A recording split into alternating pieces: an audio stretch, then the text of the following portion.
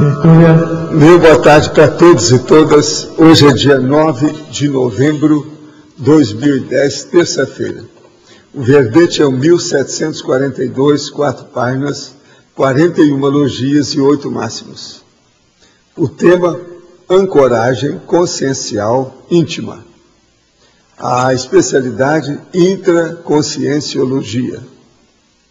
Definição. A ancoragem consciencial íntima é a fixação intrafísica da consciência, por meio do mental soma, a existência nesta dimensão material, a fim de executar a autoprogramação existencial, quando em nível intermissivista. A homeostasia a partir da autopenseridade lúcida. A ancoragem autopensênica na autoconsciencialidade máxima. A fixação psicofisiológica, o fato da eutimia ter a ancoragem interna. A consciência centragem, a autoexpressão ajustada à própria autoconsciencialidade. A primazia das alteranças multiexistenciais sobre as influências mesológicas. A desancoragem dos estados traumáticos do passado remoto. A autoimunidade aos perturbos exteriores de qualquer tempo. O autoconhecimento mais profundo alicerçando a autossegurança. O estado íntimo firmado no melhor de si. A pacificação íntima irradiando esses harmonizadoras. A mini peça autopotencializada, engrenada eficazmente ao maximecanismo cosmoético. Na legislologia está escrito assim: a lei do maior esforço intelectivo nas recis consecutivas. Agora, a remissiologia tem 15 itens, nós destacamos. Ancoragem consciencial extrafísica. Conscienciocentragem, fixação, radicação vitalícia na cognópolis, residência proexogênica. Frase enfática. O tipo da ancoragem consciencial íntima é a demonstração da condição máxima da intraconsciencialidade da consim, de acordo com o mental soma, o paracorpo do autodiscernimento. Você, âncora de si mesmo ou de si mesma intraconsciencialmente, agora aqui no caso é o seguinte, você ancora a si mesmo ou a si mesma intraconsciencialmente em qual atributo ou faculdade mental? Na imaginação? Na memória? No autojuízo crítico? Vale a pena saber o que é isso. Pergunta, como se configura conhecer um amparador? Estou certo ao pensar que a parapercepção da atuação do amparador é o suficiente para dizer que o conheço? É o suficiente para dizer que você está começando a conhecê-lo. Sei que quero muito melhorar minha parapercepção, mas atualmente é a minha realidade. Não, é por aí. Vai observando tudo. Anota as coisas no laptop. Isso é o melhor que você faz. Depois de cada TENEPS. Pergunto se poderíamos incrementar o espectro assistencial dos cursos de imersão em campos energéticos se realizados em temperatura ambiente real de 0 graus Celsius, ou até mesmo abaixo de 0. Poderia esse fato também contribuir para a manifestação de amparadores ainda mais sutis e para a atuação da paratecnologia mais avançada? Não. A minha experiência na vida, pela vida fora, desde menino, não. Há um limite fisiológico para isso. Aí você faz o doente que morre da cura. Isso é negativo. O ideal é ficar na base de 18, 19, 20 graus Celsius. E não abaixar muito, não. Agora, não pode ser mais do que isso. Com 24 graus, 25, já perturba o sensitivo. Agora, por exemplo, se você colocar 10 graus, ele vai sentir frio e paralisa todo o processo de percepção parapsíquica. É negativo. Tem que ir com calma. De modo que cada pessoa reage de um jeito. Eu estou falando de modo geral. As mulheres são mais sensíveis que os homens nisso. Na tertúlia de domingo, você respondeu a minha pergunta sobre James Randi e citou algo sobre size cup e um livro. Poderia me indicar onde consigo informações sobre isso? Olha, o melhor é você vir aqui e ver na holoteca. Perguntar tudo que tem lá sobre size cup e as coisas todas que tem. Os livros que tem de parapsicologia sobre esse assunto e tal. Tem tudo lá. Gosto muito de assistir seus vídeos pelo YouTube. São excelentes. Gostaria de saber um pouco sobre Satya Sai Baba. Ele é mesmo um avatar? Não. Não é nada disso. Ele é um homossexual, fanático, e gente que trabalhou com ele está na revista Next. Falou que já mandaram até matar os outros. Agora, ele faz muita assistência para o povo desvalido da Índia. Esse aspecto bom na história dele. Mas ele não é confiável nas coisas que ele faz, não. Nunca permitiu também fazer pesquisa sobre a sua dele. Tem nada desse negócio de avatar.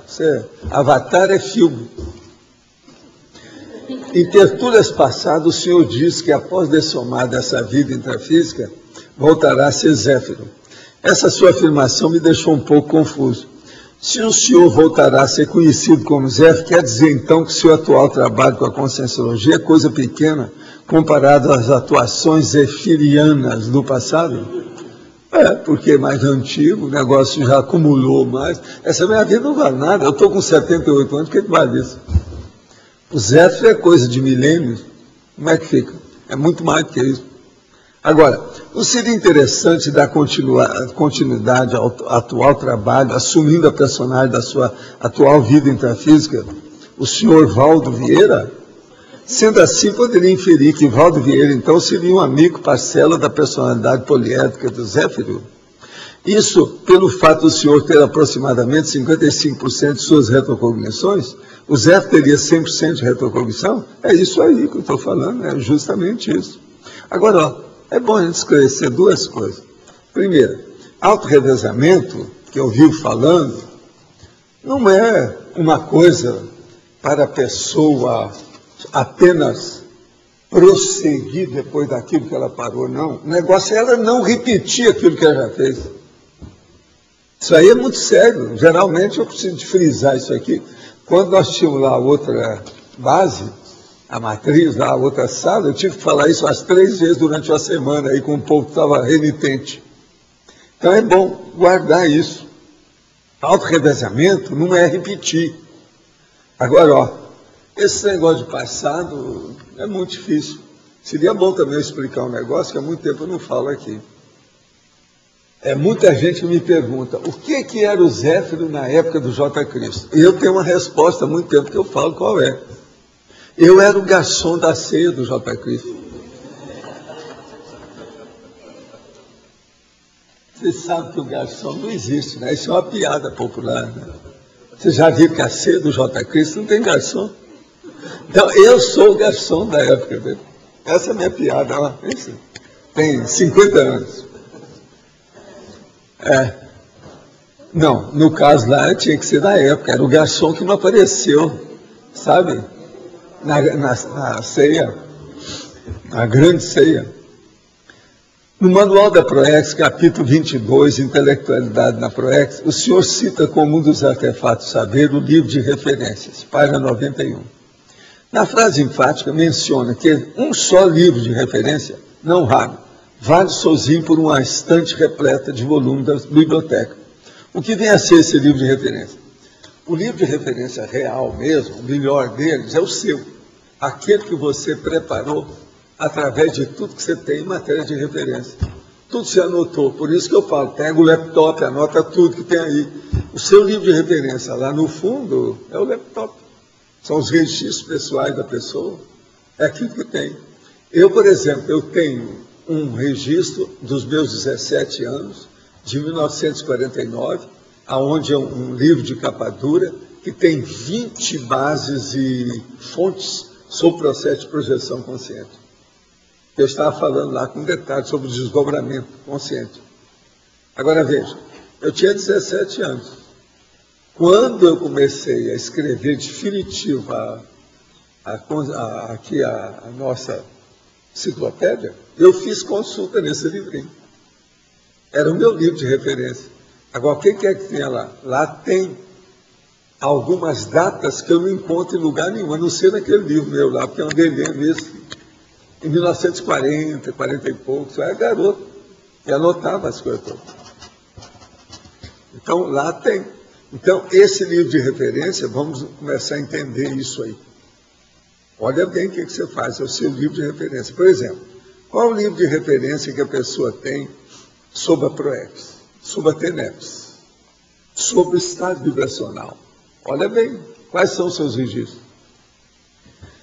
Tem um espelho grande no meu quarto que fica na parede ao lado da minha cama. Esse espelho está com um trincado enorme. Ouvi dizer que os espelhos assim podem atrapalhar o processo de trabalho com as energias. O que o senhor tem a dizer sobre isso? Pergunto porque há 7 meses tento trabalhar minhas energias e não consigo me atingir o EV, apesar de ter conseguido apenas uma projeção cega. Olha, espelho é superstição, isso é besteira. Não influi nada. O problema é você. Se vire aí com você mesmo, converse com você, fale umas verdades para você mesmo e arranje aquele negócio que eu falo aqui, ó, e vamos levar o negócio para frente em matéria de exercício com o EV, com as energias, com a sua vontade. Esse é o caminho melhor que a gente pode fazer. De modo que pensa bem nisso. Espelho é superstição. Isso é bobagem. Esquece essas coisas que isso aí não leva a nada. É igualzinho, por exemplo, a pessoa não pode jogar energia com os braços cruzados ou a perna cruzada. Isso tudo é besteira. Se você joga energia para matar mosquito com bomba atômica, você envolve a pessoa, o objeto que está junto dela, a cadeira dela, enfim, você domina a parapsicosfera da pessoa, tudo isso fica pequeno. O negócio fica aquela coisinha pequena. A energia que você manda é muito maior do que aquilo.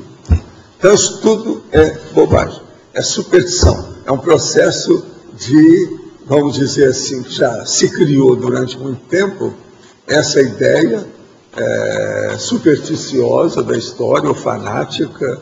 Existe muita coisa nesse sentido que é besteira. O problema da energia é o volume, a intensidade, como é que é a potencialização daquilo. Então, a posição, por exemplo, é secundária. Do ponto de vista do quarto, espelho quebrado é ruim porque você vai ver sua cara com cicatriz. Isso é meio chato. Mas não, isso é besteira. O cara olha para o espelho e vê que tem uma cicatriz no corpo, né? Que o espelho está quebrado. Existem essas coisas. Isso aí sim. Mas, bobagem. Esqueça isso, não é por aí. Agora, o que é que vocês estudaram, então, hoje, que é a continuação de ontem, sobre esse tipo de ancoragem?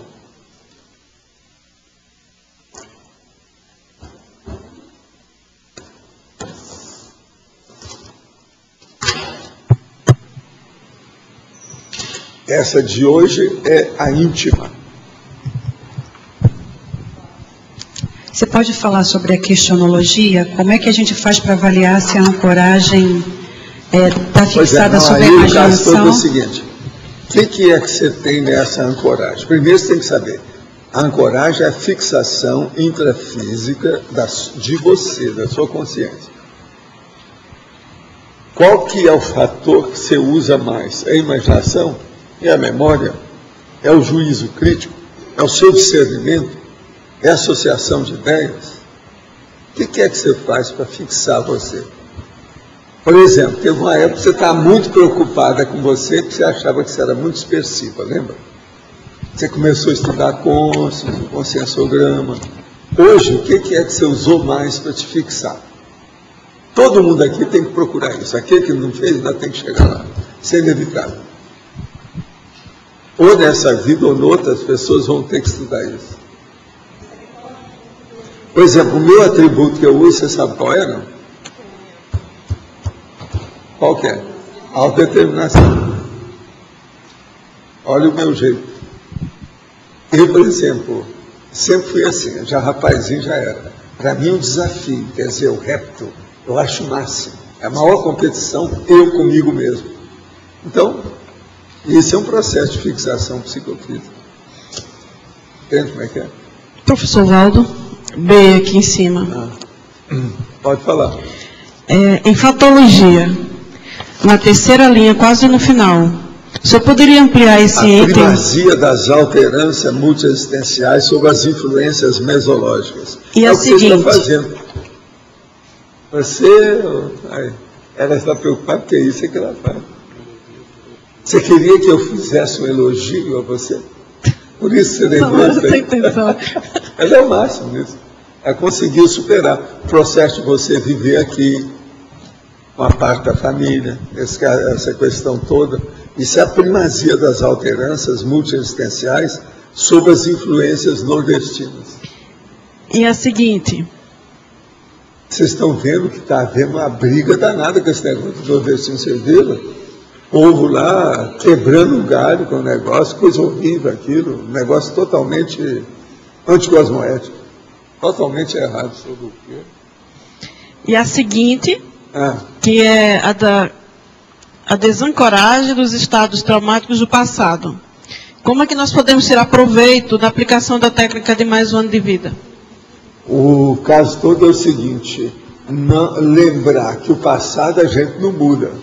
A gente tem que mudar o presente, retocando todos os desvios que a gente cometeu no passado.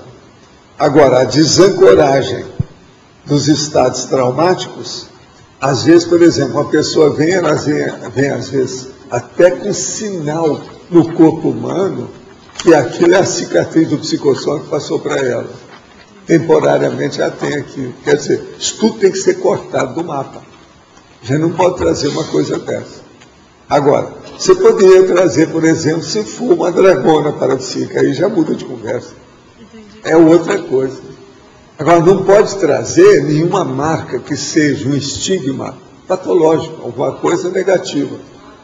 Isso não é bom, né? Então é isso aqui que nós estamos falando. Agora, a gente tem que fazer a desancoragem. De vez em quando você tem que desatracar. Corta a âncora e deixa ela para o fundo do mar. Às vezes é necessário isso. Entendi. É o jeito. Você quer falar? Eu queria entender melhor essa questão que o senhor falou da determinação como o atributo de ancoragem. O caso todo é o seguinte. Eu tive um infarto no miocárdio. Eu tenho que dar um jeito nisso. Aí veio a junta médica com professores meus, que falou, você tem que mudar a sua vida. Se você ficar assim, não dá certo. Você vai durar aqui de 3 a 5 anos. Se você durar. Se você fizer, você vai durar mais do que isso. Porque nessa idade de infarto, você sabe, você já estudou isso. A gente já deu aula para você. Eles mesmos falaram, assim, mas eu vou consertar isso aí. Em 6 meses eu já tinha notado, já tinha consertado tudo.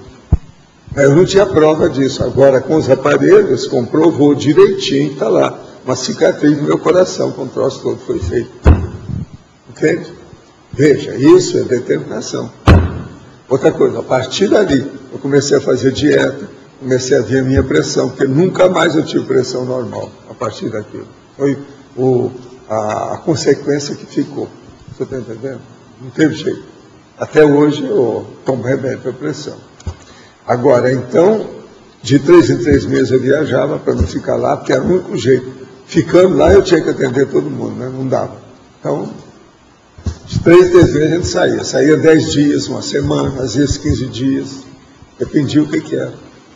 E o Chico gostava demais do processo de viajar também, porque ele também precisava. Nessa ocasião, era gente demais. Muito movimento, muita tribulação. Então, eu estou te dando um exemplo. Agora, a minha vida toda foi assim. Eu, por exemplo, vivo consertando as coisas, o meu negócio de determinação. Por exemplo, esses remédios que eu tomo. Isso aí, eu tomo aí 6 remédios básicos. 4 deles dão diarreia. Está lá escrito na bula. Se não tiver cuidado. Agora, você tomando os 4, quer dizer, eu estou tomando 6. Mas você tomando os 4, você tem 4 vezes diarreia. Em vez de uma, você tem 4. Então, eu preciso de ver para não dar. Tá, aí eu comecei a pensar tudo que eu fazia. Que hora que eu jogo determinado remédio, diferente do outro, como é que fica, o que eu como, e isso eu dividi em 3 refeições por dia. Eu como bem. Você está entendendo? Eu como bem também, porque a maioria não é assimilado, por causa dos remédios que eu tomo. Só passa, é questão de volume. Agora, veja, isso aí, nesses últimos anos, tem me dado muito trabalho. Isso é determinação. Agora, eu marco tudo. Quando é que eu tenho? Agora, minha desinteria é coisa à toa. Eu vou 2, 3 vezes ao vaso, já é desinteria para mim.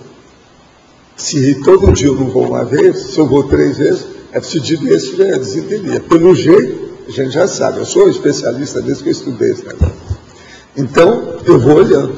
Agora, por exemplo, se começar a desinteria e ficar assim, por exemplo, de 10 em 10 dias, ou de semana em semana, é preciso eu examinar o quê? Aí eu tenho que mudar a minha comida, para fixar o negócio, começar a comer as coisas que seguram. Carvão, né? Então, em vez de comer a broa de milho, eu já como a broa queimada, que é aquela segura. E por aí vai, tem uma opção de coisa assim que a gente tem que julgar. Banana é o jeito que a gente tem que fazer. Eu, por exemplo, hoje eu como banana porque eu não tomo mais Coca-Cola, mas é preciso colocar potassemia, por causa desse remédio que eu tomo. A banana tem potassemia, isso ajuda. Você está entendendo? É uma coisa que eu posso fazer. Eu estou sempre comendo alguma banana. Agora, a Socorro arranja para mim essa banana cristalizada, que não tem muito açúcar, ela é melhor. Ela é pequenininha, mas é boa. Isso também segura o processo intestino.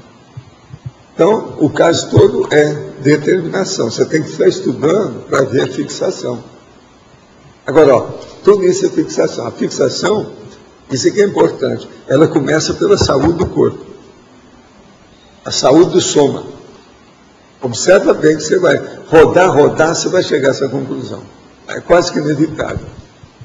Valdo, aqui na penúltima e última linha da fatologia, o autoconhecimento mais profundo, alicerçando a autossegurança. Eu entendo que o conhecimento lhe dá mais segurança, não é isso? Eu queria que se aprofundasse mais aqui no nosso caso. Eu até anotei aqui que eu quero colocar lá no dado que eu estava estudando hoje, que eu não coloquei autossegurança. Eu estava falando no problema da pessoa ter autoconfiança, autossuficiência, entende? Autoestima. Mas a outra coisa é a autossegurança. Isso é uma necessidade. Existe até uns livros muito bons aí desses de autoajuda sobre esse processo, porque eles falam, tem um deles que chama autossabotagem. Eu já até comentei esse livro para algumas pessoas. É um livrinho à toa, pequenininho, custa 25 pratas. Não, mas esse eu estou falando é o pequenininho de 25. Ele é muito bom, os primeiros capítulos dele só já resolvem o processo para a pessoa saber o que é. Agora, justamente as coisas que eu falo sobre a falta de autoinsuficiência, como eu chamo. É a autossabotagem que eles chamam. Então, é necessário que a pessoa, nessa questão da ancoragem consciencial íntima, que ela combata a autossabotagem. Ela precisa de ter a autossegurança. Então, é isso que nós estamos falando aqui. Justamente, o livro lá é isso, ó. Um autoconhecimento mais profundo, alicerçando a autossegurança. Que é aquela pessoa que não tem autoestima, que não confia em si mesma, geralmente são esses que tremem muito. Outra coisa, o cara começa lá o livro dele falando assim, eu atendi muita gente, a maioria que eu atendi, todo mundo chega com falta de confiança, falando que não tem isso, que não tem aquilo, enfim, sem nenhuma expressão de autossegurança. Ele fala isso bem claro. Agora, então ele chama aqui, isso é uma armadilha íntima. Ele usa muito a palavra armadilha. Em 2 páginas ele fala 5 vezes em armadilha. Agora... Ele fala isso porque eles repetem para o povo entender. É um processo de... A linguagem dele é popular, né? Porque esse autoconhecimento, desde os pensadores clássicos, já falavam nesse... É importante. Outra coisa, essa autossabotagem, se alguém se interessar, tem aí na livraria, tá? Mas esse... Custa 25 pratas, eu já falei, R$25. Eu queria um aprofundamento mais. Esse autoconhecimento profundo, ele tem que se basear nos autoexperimentos também, na teática. É o jeito. Tudo aquilo que a pessoa já aprofundou, ela tem que seguir nas suas arcas mais profundas. e no fundar daquilo que está mexendo com ela. Né? Agora, isso que é o ideal. Essa segurança, ela não teria que ter uma relação também com, vamos dizer, a pessoa também fazer uma... Não, o autodesassédio, mas a autoconsciencioterapia. Geralmente a pessoa não tem autocrítica. Autocrítica, eu falo, tem uma série de ela está ligada a um monte de fatores, autocrítica, a autoconsciência, que é o CTC. Tudo precisa. É por aí. Professor, essa ancoragem aqui, ela é o Mater Pensene? O Mater Pensene? Não, ela caminha para isso, mas ela não é bem o Mater Pensene. O Mater Pensene é um elemento da ancoragem. Mas nós não podemos falar que seja o único para todo mundo, não é? Tem pessoa que às vezes tem uma coisa e tem outra. Se ter vários. Então, tem gente que a ancoragem real, às vezes tem 3 tripés, é um tripé.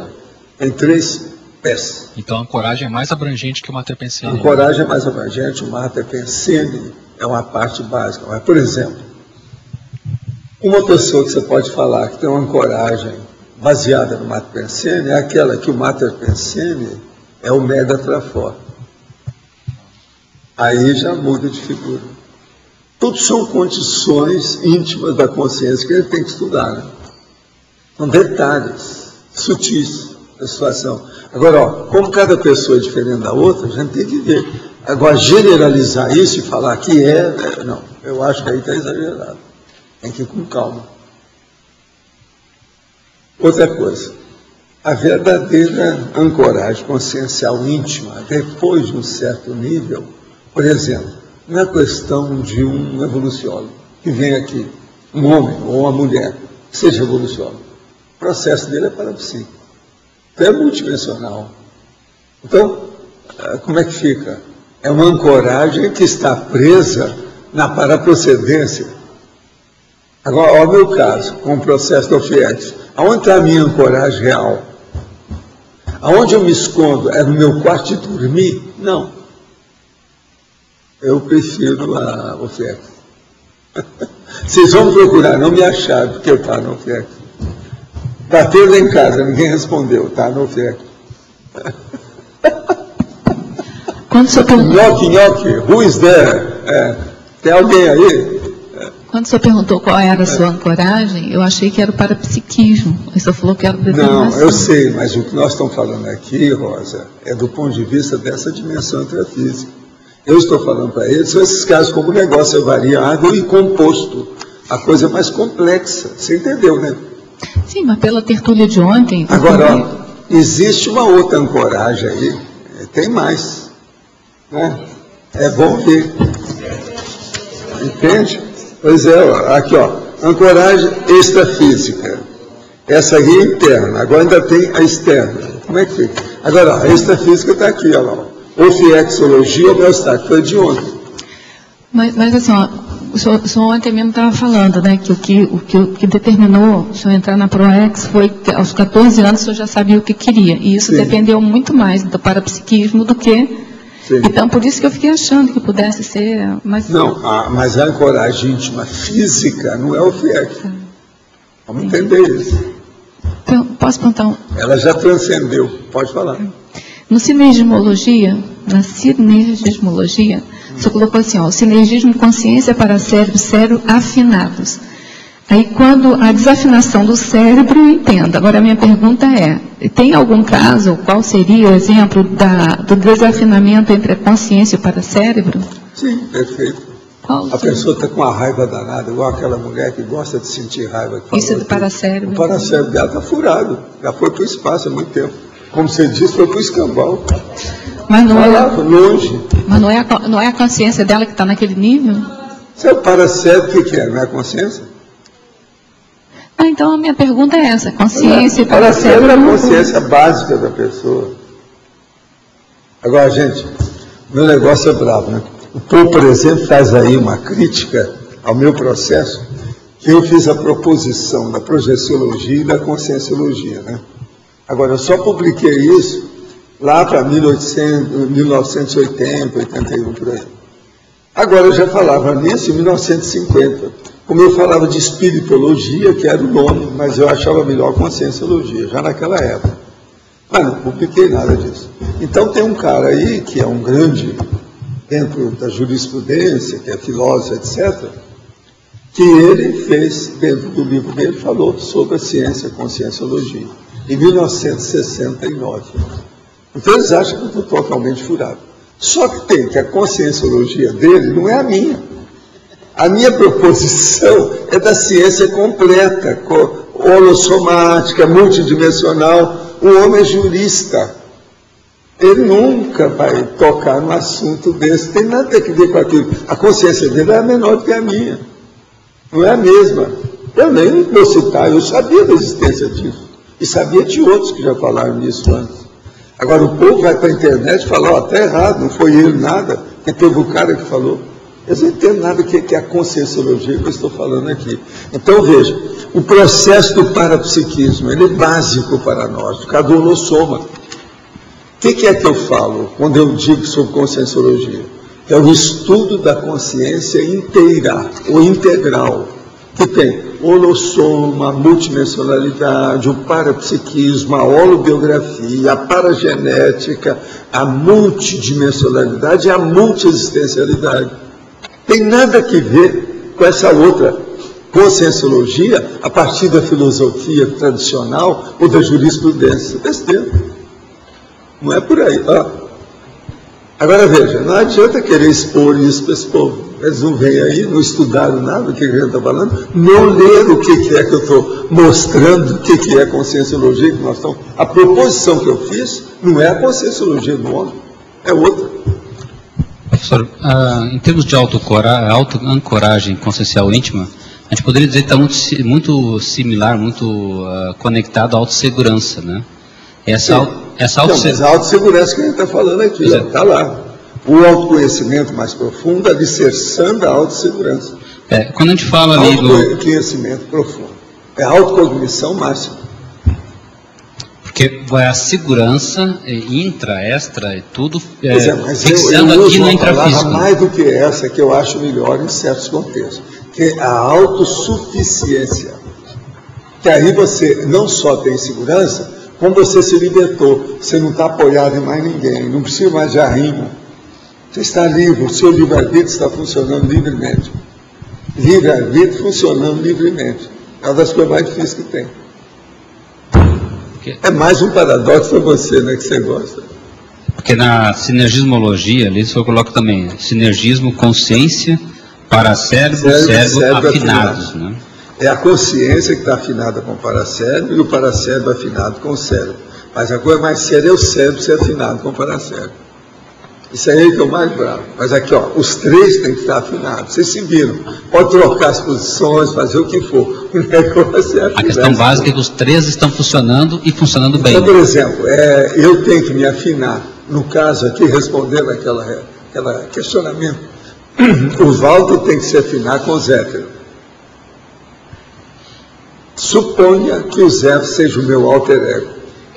Esse alter ego, vamos entender isso, eu sou o cobaia para vocês, vamos dizer, fazer dissecção do processo.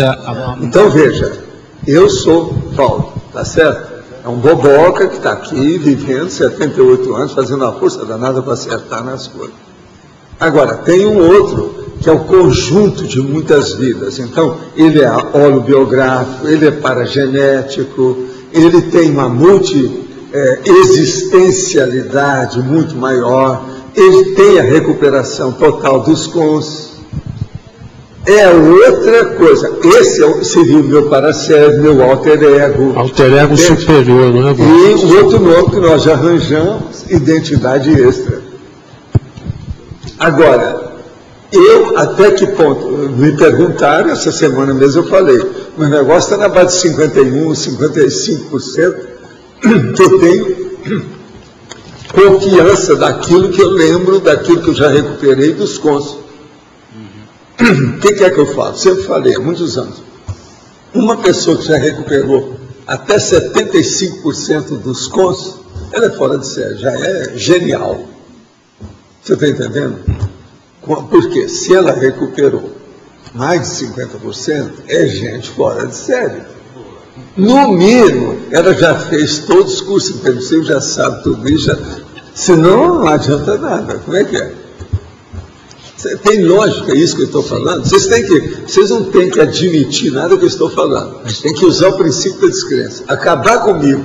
Vamos ver se tem lógica no que eu estou falando. Então, nesse processo, em termos de ancoragem consciencial íntima, o senhor está buscando ao máximo essa ancoragem consciencial íntima, chegando no ponto de voltar a ser nesse momento evolutivo, nesse corpo que está aqui. Exato. Dentro desse contexto atual. Isso aqui é importante. Agora, veja, é isso que nós queremos, os 5 e 8 anos. Que eu tive aos 14. Não, vocês fixaram bem, todo mundo está sabendo esses assuntos. Eu já pego os macetes todos que acontecem, que é o gancho, para a gente não esquecer, que é o jeito de gravar. Isso aí que chama vínculo. Esse é o vínculo mnemônico e é o vínculo total mais sério que a gente pode ter. Essas coisas que eu falo aqui. É o jeito. Por isso que eu pergunto. E aí vamos a... Mas olha, você entendeu isso aí? Agora veja, você, como é que você está? Eu te pergunto, qual é o atributo que você ancora toda a sua saúde? Está abaixo de 50%, com certeza. Vamos perguntar para ele, né? Qual o atributo que ele ancora? A sua âncora é qual? É uma âncora mental somática, é uma âncora cosmoética, é uma âncora evolutiva, não é? Valdo, só uma coisa, quando você falou que a ancoragem real sua é o FIEX, mas ela inclui a íntima, a ancoragem extrafísica, é lógico. Não, agora eu vou mas fazer a íntima pergunta, inclui vou fazer uma repergunta ou contra-pergunta contra você. Por que eu falei isso? Baseado em quê? Qual a razão que eu falo isso? Onde é que tem lógica nisso? Tem. Mas por que é que eu falo que é? O que é que tem? Por causa da assistência máxima? Assim, não, nada disso. Há uma coisa óbvia, raciocinam comigo, é isso que eu quero que vocês raciocinem, precisam entender a coisa. Vocês vão caminhar mais depressa para o FIEX, entende mais?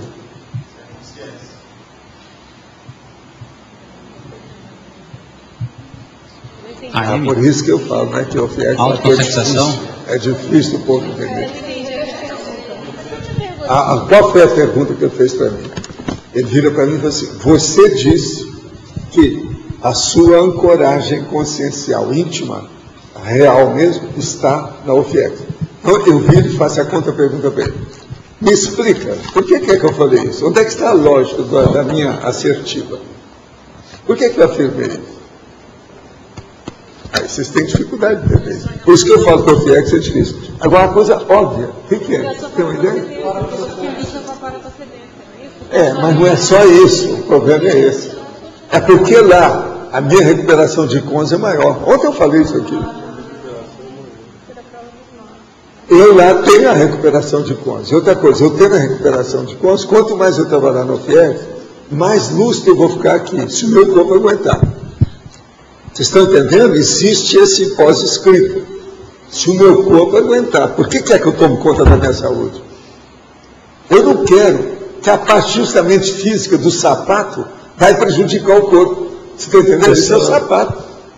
Essa recuperação... Aqui, o corpo é o sapato. O que interessa é o cérebro. Tem que manter isso aqui mais ou menos equilibrado. Valdo, por que a gente, todos nós, temos essa dificuldade de responder essas coisas? Vocês têm, por causa do processo ao FIEX, por isso que eu falei, é muito difícil até nós não temos... admitir a existência do FIEX.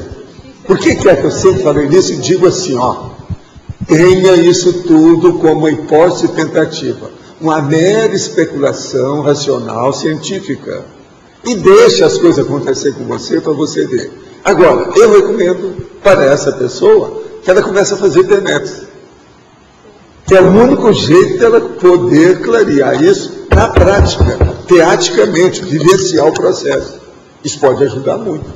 Tem lógica isso aí? Vocês estão entendendo o nível? É a falta de vivência que faz a gente não... Olha, eu acho que eu devia de cobrar, quando eu entro nesses detalhes, sabe, devia de cobrar mais. Você não é? Em vez de uma manga, duas. Não é isso? Vocês entenderam isso aí, você entendeu agora o que é? Eu queria fazer para... Você fala que na UFIEX a recuperação de cons é maior. Eu queria entender por quê. É pelo holopensene? O que te facilita lá? Porque a hora que eu estou mexendo lá... Sim, não falou que por exemplo, pode aparecer uma consciência que é do meu passado. A hora que eu entrar com aquilo, a retrocognição que eu estou fazendo a partir do psicossoma é muito maior do que a retrocognição que eu tenho a partir do soma. Facilita o acesso à memória, você vai captando as coisas. Olha as 40 manobras de energia e aplica nisso. Uma loucura. Agora eu peguei, tá. Você entendeu? Agora sim. Agora veja, olha as 40 paramanobras de energia, paramanobras. Que tudo da UFIEX é paramanobra. Então a intensidade disso, a intensidade daquilo, o direcionamento, o que é que faz, o resultado. Pega as 40 manobras nossa aí do Mário e põe para nela. Tudo para. E põe para. Vocês vão começar a entender mais o que é que eu estou falando aí sobre oficina extrafísica. Quer dizer, sobre Laborex. Esse é o Laborex, como eu chamo. Há muitos anos que eu dei essa palavra Laborex, professor. Agora aqui, enfatologia, quarta linha, a desancoragem dos estados traumáticos do passado remoto, e na quinta linha, a autoimunidade aos perturbos exteriores de qualquer tempo. Não seria um fator de desancoragem nessa dimensão? Sim, mas agora, isso também mexe com o processo extrafísico. Eu, por exemplo, eu separei essas ancoragens em 3 tipos de propósito para a pessoa poder fazer as abordagens com mais nitidez, mais clareza. Mas agora, tudo isso tem uma interligação enorme. Você está aí, você sai do seu corpo. Se você sai do corpo mental, pronto, isso já é outra coisa, já mudou tudo. Como é que fica? Olha o processo de ancoragem. A partir disso, você já está vivendo ali. Às vezes, num dia, você pode viver 3 ancoragens diferentes. Ou condições de ancoragem diferentes. Num dia só. Não pensa nisso. Agora, a autoimunidade aos perturbos exteriores de qualquer tempo. Então, isso aí é o caminho de quê? Da dispersidade. É o único jeito. Que a pessoa tem que estar desassediada. Você viu o que tem aí, né? É lá na quinta linha. A autoimunidade, olha lá. Sou uma mulher de 57 anos. Já tive 3 filhos e já os criei. Conheço a Conscienciologia há bastante tempo. Já fui colaboradora no IPC e penso agora em escrever um livro, mas tenho dificuldade para isso. Pensei então em começar escrevendo uma história de ficção. E nessa história colocar ações e conceitos para a psiquismo, depois de fazer uma pesquisa sobre esse assunto. Acredito que poderia atingir várias pessoas que apenas leem para passar o tempo, e assim elas podem se deparar com alguma coisa melhor dentro da leitura. O senhor acredita que essa maneira de levar comentários sobre o assunto para o psiquismo, para a pessoa, mesmo descrente, seria válido? Olha, é válido, mas é pobre. Me perdoa, eu sou franco. Você pode fazer coisa melhor, contando umas coisas mais reais. Começou com muita ficção, dá muito processo de imaginação, isso a gente tem muito. As vidas anteriores, todas nós, foram baseadas nisso. Nós temos que entrar no atalhos de racionalidade atual, não tem jeito, é o jeito, é melhor. Mas, sempre você vai ajudar, é positivo. Já fui em algumas palestras gratuitas no IPC e percebi que todas as pessoas que tiveram projeções começaram muito de modo natural, como é o seu caso. Por que alguns já nascem com essas habilidades e outros não? Porque já viveram isso em vidas anteriores. Coloquei a minha primeira projeção como megafoco. Estou errado nessa decisão? Olha, possivelmente você já teve muitas projeções. É que você está bloqueado. Imagino que as pessoas como o senhor, que nasceram com habilidade psíquica pelo fato de ter despertado essa faculdade em outras vidas, estou errado? Sim, é porque a gente já fez muita assistência aos outros através disso. Não é o problema de despertar, é o processo de quanto que você já ajudou os outros com isso. Que passo devo seguir para ter a minha primeira projeção? É ler o livro Projeciologia. O senhor, para isso que eu escrevi. Outra coisa, o livro está em 10ª edição. Já foi publicado, já tem, até agora, são 24 anos, não é isso? Mesmo? Quantos anos? 14, como é que é? Quantos anos? 86. 24? É isso? Tá certo? Um quarto de século para ter um livro. Agora, ó, já ultrapassou o período que eu me dediquei para fazer o livro, foi 19 anos. 19, já tem 24, eu já ganhei 5, tá certo? Há tempos que eu já estou decidido a fazer medicina. Porém, o que me possibilita mais atualmente são as características do meu temperamento extremamente exigente. Sempre sofro com anemia recorrente. Além de ver o que posso fazer para melhorar minhas energias e, a partir daí, desenvolver de vez a PROEX, que foi detalhada e elaborada no curso de Demicil. Primeira coisa é o seguinte: se você é muito exigente, isso é ótimo. Médico precisa ser exigente, principalmente com ele. Em primeiro lugar, para si mesmo. Isso aí é bom. Vamos em frente. Estuda bem o assunto. Agora, eu te daria uma dica. Que tal você vir aqui e consultar cônsules com 5 baia? Né? Quando é que vai ter com 5 baia? Fala aí para nós. Ah, é? Mas ainda, né? É claro que o curso não está lotado, tá certo? A gente só tem 5 alunos, então nós temos vagas, começa no sábado de manhã e termina na segunda-feira. Tá ok? Quem quiser participar. Traz uma armadura. É isso? Vem com conscienciograma, tá bom. Em terturas passadas, o senhor comentou os malefícios do chimarrão. Contudo, os artigos que li sobre o tema dizem que a erva mate traz apenas benefícios para o corpo humano. Salvo algumas exceções para hipertensão e diabetes e o fator de ser consumido com água fervente, ao invés de ser consumida com água morna. Em que os casos de câncer envolvendo o chimarrão estão ligados ao fato do paciente ter consumido com água extremamente quente. O senhor poderia aprofundar mais sobre o assunto? Ou é mais um caso que divide a opinião da comunidade científica médica? Olha, tem um princípio que nós falamos que é o seguinte, básico. Se uma coisa não presta mesmo. Não adianta fazer maquiagem. De modo que, fim de papo sobre esse assunto. Cancerígeno é cancerígeno. Vocês arranjam outro jeito?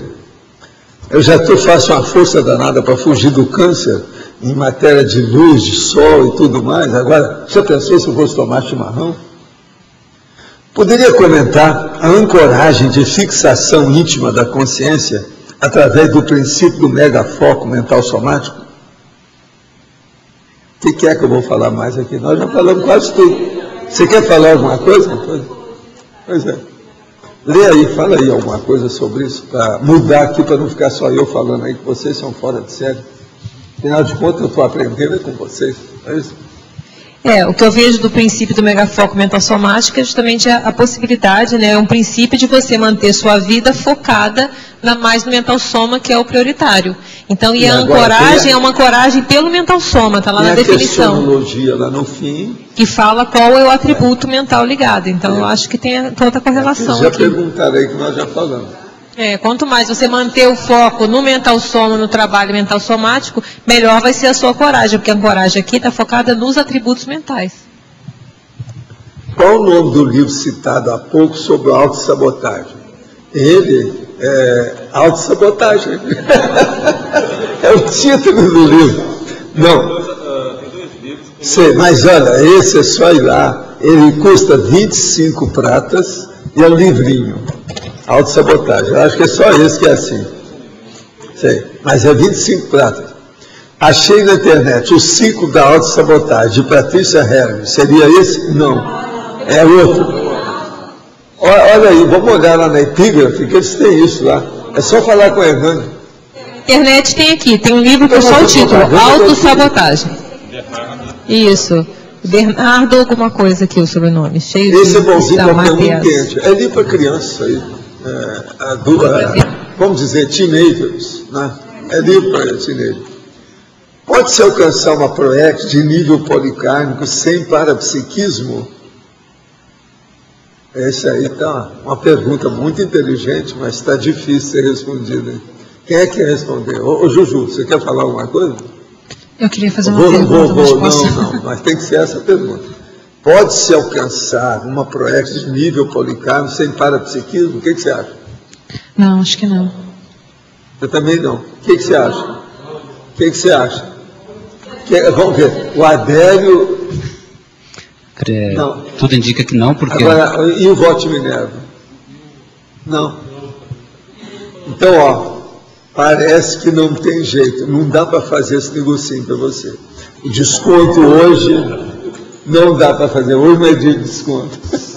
Professor. Não deu. Professor. Sim. Aqui na página 6, tecnologia, a técnica de viver em paz consigo mesmo. O senhor podia falar mais alguma coisa sobre essa questão? A técnica de viver em paz consigo mesmo é justamente o problema da mega euforização. É o teto máximo que você pode chegar. Você vive em paz consigo mesmo pela mega euforização. Por exemplo, eu deitei, fiquei numa posição meio difícil que eu tive que sair na projeção. Quando eu volto, às vezes, pode dar uma leve cãibra, alguma coisa. O que eu faço? Entro na mega euforização, na mesma hora o troço desaparece. A cãibra desaparece? Eu mesmo curo as minhas mini doenças, na hora, em cima do lance. Isso praticamente atende o viver em paz consigo mesmo. Porque você começando a acertar seu corpo, você pega o resto. Você não tem preocupação, você vai dormir sem insônia. Você está entendendo como é que é? Não fica ali raciocinando o que vai acontecer. Você não fica mais tendo medo de morrer. Isso tudo muda. Todas as fobias praticamente desaparecem. Os mitos ficam menores. As superstições você manda passear. Então isso tudo melhora muito. Não há mais fanatismo, há racionalidade. Você pondera. Então a coisa melhora. Agora, o estado vibracional para isso é importantíssimo. A linearidade da pensilidade é importantíssima. Tem várias coisas que tem aí. Essas duas que eu estou falando são importantíssimas. Então, você pensar de maneira linear, em linha reta, corretamente, o tempo todo. E estado vibracional para fazer desassimilação de tudo que seja negativo. Um telefonema, uma notícia, uma carta, alguém mandou alguma coisa para você, negativo, você cortar aquilo tudo, você não ficar naquela. Então você exterioriza energia, envolve aquela pessoa com energia positiva e deixa para lá. O que você acha? É uma saída, é uma técnica. Agora, outra coisa, se você pratica TENEX, então cada dia você tem que fazer um balanço do processo, ver, sabe como é que é o seu processo consciencial, pôr a mão na consciência, como eles falam, e fazer o meia-culpa, como eles dizem, é isso? E ver o que é que foi. Se você não agiu bem com alguém, como é que foi, tal. Isso é importante. Existe também uma coisa mais sutil, mas eu evito falar aqui, porque às vezes é difícil as pessoas compreenderem. Mas uma das coisas que eu faço é o seguinte: quando a gente critica muito os outros, ou alguém, ou alguma escola, ou alguma ideia, ou algum livro, ou alguma personalidade, eu geralmente à noite, quando eu estou revisando o que é que eu fiz, eu meto energia em cima daquilo. Energia positiva, para acabar com o assunto. Eu nunca deixo para o outro dia, sempre no mesmo dia. Isso aí, então, você veja bem, é o pós-escritum, o pós-fácil, o pós-escritum das heterocríticas. Isso aí, às vezes, é bom, ajuda. Olha, o livro está aqui, ó. Deixa eu ver se eu coloco direitinho.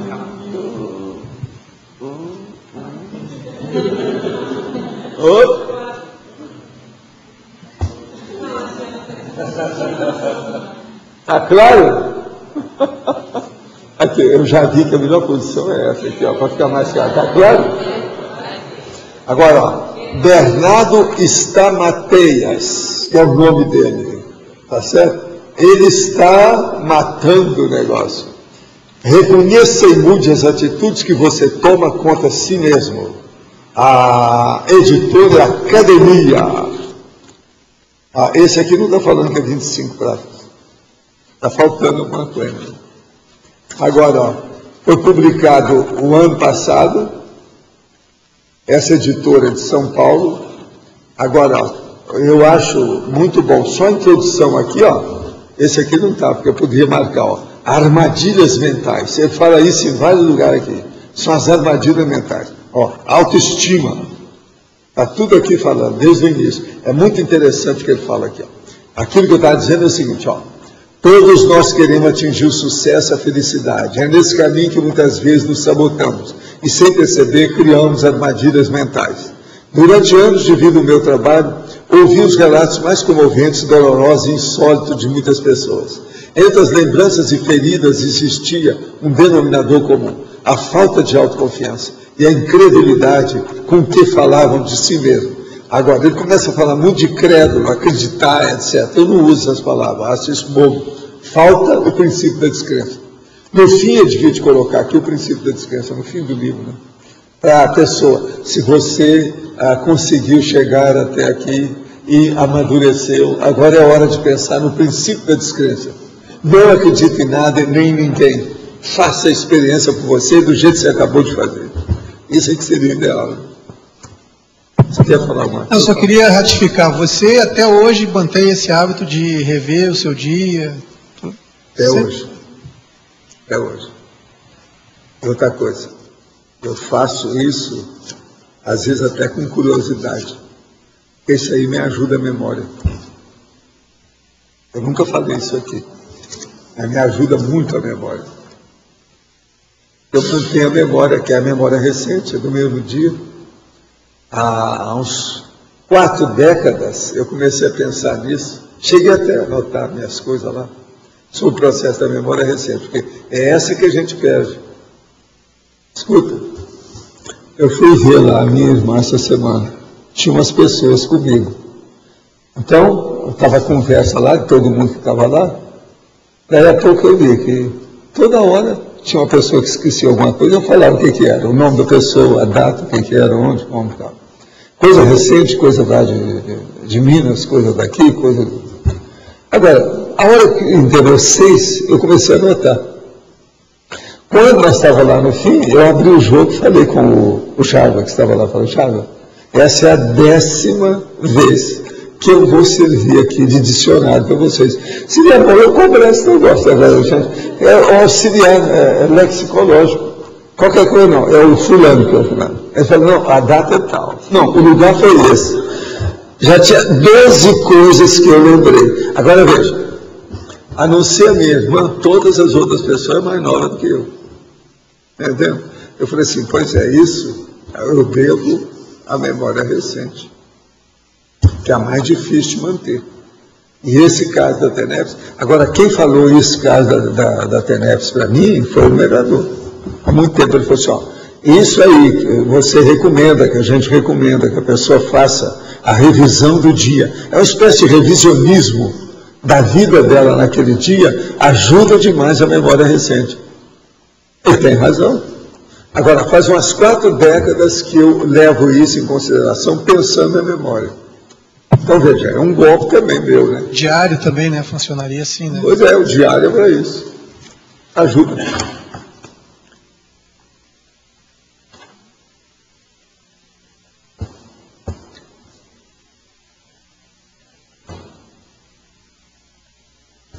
Escuta, eu queria que vocês dessem umas palmadas para aquela jovem que está ali junto com o excelentíssimo marido dela. É uma pessoa muito boa que já esteve aqui conosco. É a Beth Silberstein. Vocês lembram dela?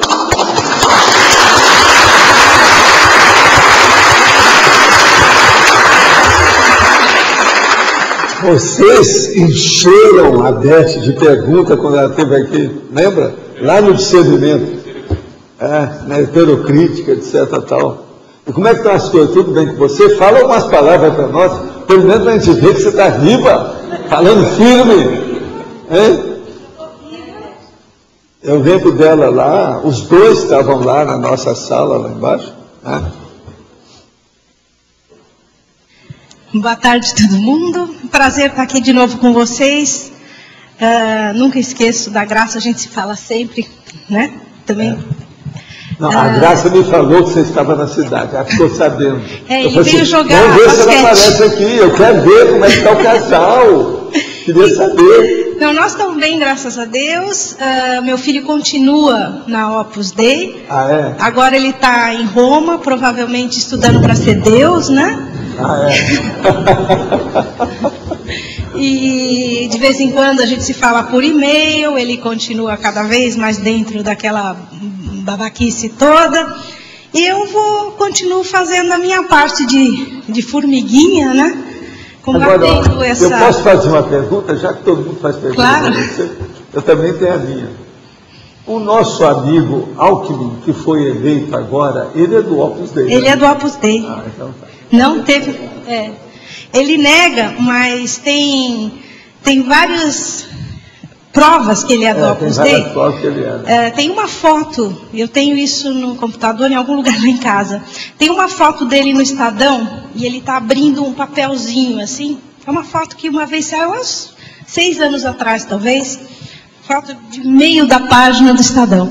Então ele está abrindo um papelzinho e está escrito que é o que ele se pautava por aquilo, a vida dele. Aí a gente olha e é uma máxima do Escrivá, que ele recebeu do pai. O pai dele foi um dos primeiros a entrar na Opus Dei. E tem o primo dele, primo do Alckmin, que chama... Eles trocam na família deles, ele chama José... Como é que ele chama? Eles trocam os primeiros nomes dele. José Geraldo Alckmin, o outro é Geraldo José Alckmin. Eles vão trocando de pai para filho, primo e não sei o quê. E a segunda pessoa que saiu do Opus Dei é um primo dele, que chama José Geraldo ou Geraldo José, que eles vão trocando. E esse senhor, que foi o segundo que saiu do Opus Dei, me escreveu uma carta belíssima quando eu lancei o livro, dizendo que eu não era só a mãe do Guto, mas que eu era a mãe de todos e não sei o que lá. E toda vez que falam para o Alckmin, governador atual, que se... o senhor é da Opus, né? E ele diz não, que confundem com o primo dele. Mas é mentira, ele é sim. É ele mesmo. É ele. Lá em São Paulo tem um que é lá de dentro, que é o de Franco, né? Aquele do jornal, né? Ele que escreve. Esse também é. O Carlos Alberto de Franco. Esse aí já escreveu o que é. Representa. E debaixo do nome dele fala os processos lá da Espanha. O Carlos Alberto, ele vem dar palestra sempre no Palácio quando o Alckmin era governador. E ele que organizava as palestras uma vez por mês. E ele é o representante da Universidade Navarra no Brasil. Tá bom, isso aí esclarece a situação. Obrigado. Valeu. Olha, eu queria dar um abraço pessoalmente para cada um de vocês, deixar um beijo. Eu vou me encontrar com a Flávia hoje, amanhã, eu acho, espero que com você também. Mas eu vou deixar para o professor Valdo. Você conhece esse livro, O Missionário do Amor? Não. Então, foi o Pascali que escreveu, ele é da editora da DPL, e eu trabalho com ele. E ele me deu esse livro outro dia, e eu lendo, tem 2 páginas aqui dedicadas a você. Eu falei, professor Valdo de qualquer jeito. Eu quero dar uma olhada. Então, tá bom. Você entrega para mim. Gente, um beijo para todo mundo. Espero dar uma voltada aqui depois para ver vocês. Valeu. Obrigado. A conscienciologia é a ciência da autoajuda, ao contrário do que se tem colocado. O termo autoajuda não é tão negativo e ajuda a sociedade a nos entender. Há muita resistência ainda nos livros da conscienciologia junto aos livreiros. Apesar de ter um reducionismo, falar em autoajuda é perfeito para contrapor a ciência convencional, que é a ciência do desperdício e da sabotagem, e uso da inteligência contra a própria consciência. Poderia comentar o que escrevi?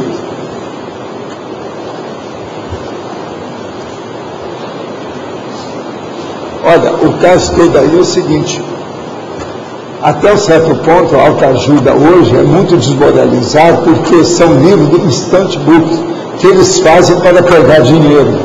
Então há uma indústria do processo da autoajuda, por isso que eles evitam.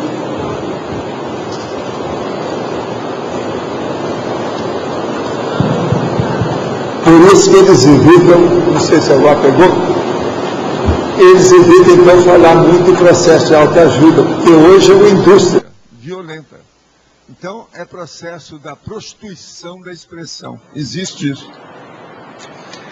A OFIEX é expressão de ancoragem consciencial extrafísica, mas a TENEPS, então, sintetiza a união da dupla ancoragem consciencial íntima, ancoragem consciencial extrafísica. Sim, ela não é só isso. Ela desencadeia o processo da união da consim preparando-se para o processo do OFIEX. Então, vamos dizer assim, aquela primeira sala ou antessala para se chegar ao OFIEX é a TENEPS. Tive 2 projeções possivelmente retrocognitivas no período da Inquisição. Pesquisando sobre o assunto, encontrei falando sobre os valdenses e me identifiquei com o assunto. O senhor teria algo a falar sobre e como poderia descobrir mais dados e também entender o porquê tive acesso a essas cenas retrocognitivas? Não. Aí é você que tem que anotar isso aí e ver com o passar do tempo. Se os amparadores acharem que isso seja importante, outros fenômenos e outras ocorrências e vivências vão acontecer com você para você entender o processo. A consciência, com 75% de cons recuperados, já seria o desperto? Não. Não tem nada que ver uma coisa com outra. Isso varia, né, de pessoa para pessoa. Como medir os cons de acordo com a escala evolutiva das consciências e seu cérebro para cérebro? Olha, aí é o nível de hiperacuidade, de holomaturidade da pessoa. Aí tem que examinar o conscienciograma para ver o que é que se passa. É o melhor para a pessoa chegar lá. Suponhamos que o tenepsista homem sem duplista projete e descubra que tem uma amparadora mulher bonita e sexy. Haveria algum mal se ele se masturbasse evocando a imagem da amparadora? Totalmente. Essa pergunta é cretina, viu? Totalmente cretina a pergunta. Não dá. Obviamente que é. Shua, indeed. Está na cara. Agora me conta, eu estou vendo aqui, o Pascali, se não me engano, é o meu amigo J. Pascali, esse aqui que escreveu o livrinho. Eu não conheço o livro dele, não. Foi lançado agora, 2010, é por causa disso. Hein? Mas agora, procura aí para mim, aí vocês. Mas para mim é o J. Pascali. Esse aqui é meu amigo, uma cabeça, que ele trabalhava no jornal Espírita, lá de São Paulo, ajudou muita gente, escreve muito bem. Se for o que eu estou pensando, é esse. Eu vou ver depois aí para ver quem é. O livro é novo. Eu ainda não vi esse livro, não sabia da existência dele. Mas quem é que está aí com o microfone? Tem mais alguém? Agora é o chefe ali que está lá, se preparando para deslanchar. Vamos em frente. Não, uma pergunta, professor. Na patologia, na segunda linha, o senhor já respondeu sobre a abstração produtiva. O que o senhor quer dizer com abstração? Não, eu não falei sobre isso, não. A abstração produtiva é a hora que a pessoa, por exemplo, ela começa a racionalizar e a pensar, então ela entra numa condição de abstração. É o problema da reflexão, etc. Mas que traz para ela iluminação, esclarecimento, encaminhamento, enfim, é positivo. Então, nessa autossuficiência, ela consegue entrar no nível de abstração íntima, bastante forte, é isso, produtiva também. Até um certo ponto, o que a gente, quando recomenda 5 horas de reflexão, é para a pessoa ter abstração produtiva. Para ela chegar lá, porque a maioria das abstrações que as pessoas têm, você espreme, não dá nada. Ela não enriquece, ela não fornece subsídios evolutivos. Acaba sendo um devaneio, muitas vezes. Pois é, uma boa parte, né? Por causa do processo da imaginação, da fantasia, evocações, às vezes apenas de rebarbativas, de repetição daquilo que a pessoa viveu, que gostou. Aquela tarde na Itália, em Firenze, como foi? Ou em Veneza, na Praça de São Marcos. Esse esse é muito clássico desse processo. O é um suspiro, e a pessoa dá um suspiro. Entende? Quando a gente fala, que o senhor comenta também na página 6 da teoriologia, a teoria do Homo sapiens sereníssimos, né? Então, de certa forma, a ancoragem consciencial íntima seria a anticonflituosidade máxima também, não seria? Agora, a ancoragem É preciso, do início que a pessoa chega lá, antes da ancoragem, se ter a coragem.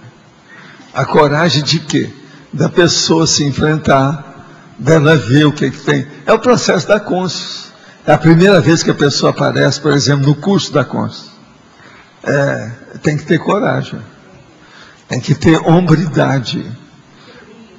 Tem que ter intenção de reciclar, de renovação. Outra coisa que precisa ter, neofilia. Gostar de a coisa nova, da renovação, senão não vai. Agora, o que eu queria reforçar é essa questão dos conflitos íntimos já estão resolvidos, né? A pessoa já resolveu esses seus autoconflitos, essas... Pois é, não, há uma queda. A gente não resolve todos os conflitos, mas você vai diminuindo demais. Chega num certo ponto que eles ficam insignificantes. Você já não dá tanto valor mais. Então, é a condição que eu chamo da anticonflitividade. O Loche andou estudando isso muito aí com a gente. O processo de conflituosidade. Coisa séria. Agora, veja, o parapsiquismo é que destrói os conflitos com mais pujança, com mais potência, com mais eficácia. É o parapsiquismo. Porque o parapsiquismo mostra a realidade nua e crua da consciência em si. Então, por exemplo, o passado dela, a multidimensionalidade dela, essa situação toda. Isso dá muita força para a pessoa, para ela se, vamos dizer, ela mesma se persuadir da realidade dela. Então, melhora tudo. Entende como é que é? O conflito ficam menores. Então, o que a gente vê, certos conflitos, uma boa parte deles existem por incompreensão da pessoa. Ela não entende aqueles fatos. Ela não sabe analisar aquelas vivências. Então ela analisa por um prisma errado. Ela já começa, às vezes, por baixo. Então a auto-hipnose aumenta isso mais, aprofunda, piora tudo. Então os conflitos, eles começam a ficar cada vez mais densos, permanentes, arraigados, enraizados, não sai da pessoa. Agora, o conflito, a pessoa tem que entender para superar o processo. Tem que entender os fatos e parafatos, tudo que existe. Ela dá um jeito. De certa forma, eu tenho que saber quais são os meus principais conflitos íntimos para tentar priorizar e resolvê-los. Primeira coisa é essa. E outra coisa, analisar bem a estrutura, o arcabouço. Você está entendendo? Daquele contingenciamento, daquele contexto, e contextualizar aquilo, mas com detalhes, vendo as consequências reais daquilo. Isso muda tudo. Com o passar do tempo, há uma mudança radical de tudo isso. E aquilo, você minimiza, começa a perder o valor, a importância, a relevância de tudo isso. Você vai ver coisa muito maior. Outra coisa, é muito importante o processo de conflito, nisso que eu estava tocando aqui agora, sobre as críticas das pessoas. Tem pessoas que sofrem muito com as críticas dos outros. Isso é um dos piores conflitos que a pessoa tem. Que às vezes ela se esforçou tanto para fazer uma coisa, chega lá no fim, todo mundo só desanca com ela. Não vê o esforço que ela teve, o trabalho que ela teve. Então, isso é falta de saber apreciar a crítica dos outros, porque a crítica é uma coisa boa, se ela é bem intencionada. E outra coisa, se ela é mal intencionada, você já nem olha para aquilo, é igual carta anônima, você não dá valor para isso, deixa para lá. Então é necessário a gente ponderar muito esse processo heterocrítico, e admitir, aceitar que é uma coisa boa. Agora, quando ela não presta, você não pensa, nem pensa nisso, joga no lixo, esquece do processo. O que eu estou falando não presta é quando ela é anticosmoética, porque às vezes é preciso examinar com calma, porque às vezes tem lá uma ideia que é muito boa, vai te ajudar. Mas ninguém quer receber crítica, né? A verdade, assim, por isso que os cursos de consciência cobaia... Não é ninguém, mas a maioria. 90%. 90%. A maioria, né? De nós todos, a gente tem dificuldade. Que a gente bata a palma. A gente ainda tem dificuldade, né? Quer receber apologia. Isso aí é um fato. Mas agora, a crítica é muito importante. A crítica é importante para você ver o que ficou para trás. Sempre tem as coisas do passado imediato, dessa vida mesmo. Como é que você pensava antes? Agora, é muito engraçado a hora que a gente escuta, né, e vê, ou escreve, a pessoa escreve e você vê, não. Eu pensava isso quando eu tinha tantos anos. Entende? Tudo mudou, de lá para cá. Agora, para explicar aquela pessoa, toda essa carrada, esse acervo enorme de vivência que chegou para mudar aquela ideia, é preciso de muito esforço para explicitar isso para aquela pessoa, para ela entender. Isso não tem às vezes chance. A pessoa está à distância, não leu nada, é um problemão. De certa forma, essa segurança íntima aumenta o nível de amparalidade ou amparabilidade da pessoa, porque ela está muito mais conectada com o amparador. E ela começa a ficar altaneira, sem soberba. Ela vê, ela está passando com a caravana, os cães estão latindo. Se ela pudesse, ela viu que tem algum doente, ela vai lá e ajuda, mas segue com a caravana. Agora os cães vão continuar latindo. Você está entendendo o que quer dizer? Sim, porque ela tem uma confiança tremenda nela e também nessa equipe de alto nível. Não, é a autossuficiência. Não adianta. O negócio é sério. Agora, gente, pense só nesses processos parapsíquicos que nós falamos aqui da conscienciologia. Isso aí dá outro gabarito para as pessoas. Para aquela pessoa que admite, que aceita, que vivencia o processo. Isso tudo fica sobrepairando esses problemas do conflito. O conflito fica...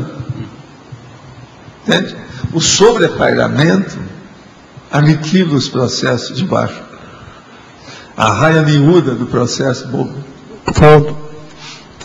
Essa resistência grande à crítica, que a gente vê mesmo lá na CONS, que eu estou participando, qual o motivo maior disso? O motivo maior aí é que a pessoa não está preparada para fazer uma avaliação pessoal da sua própria personalidade. Quer dizer, ela não tem essa autoavaliação.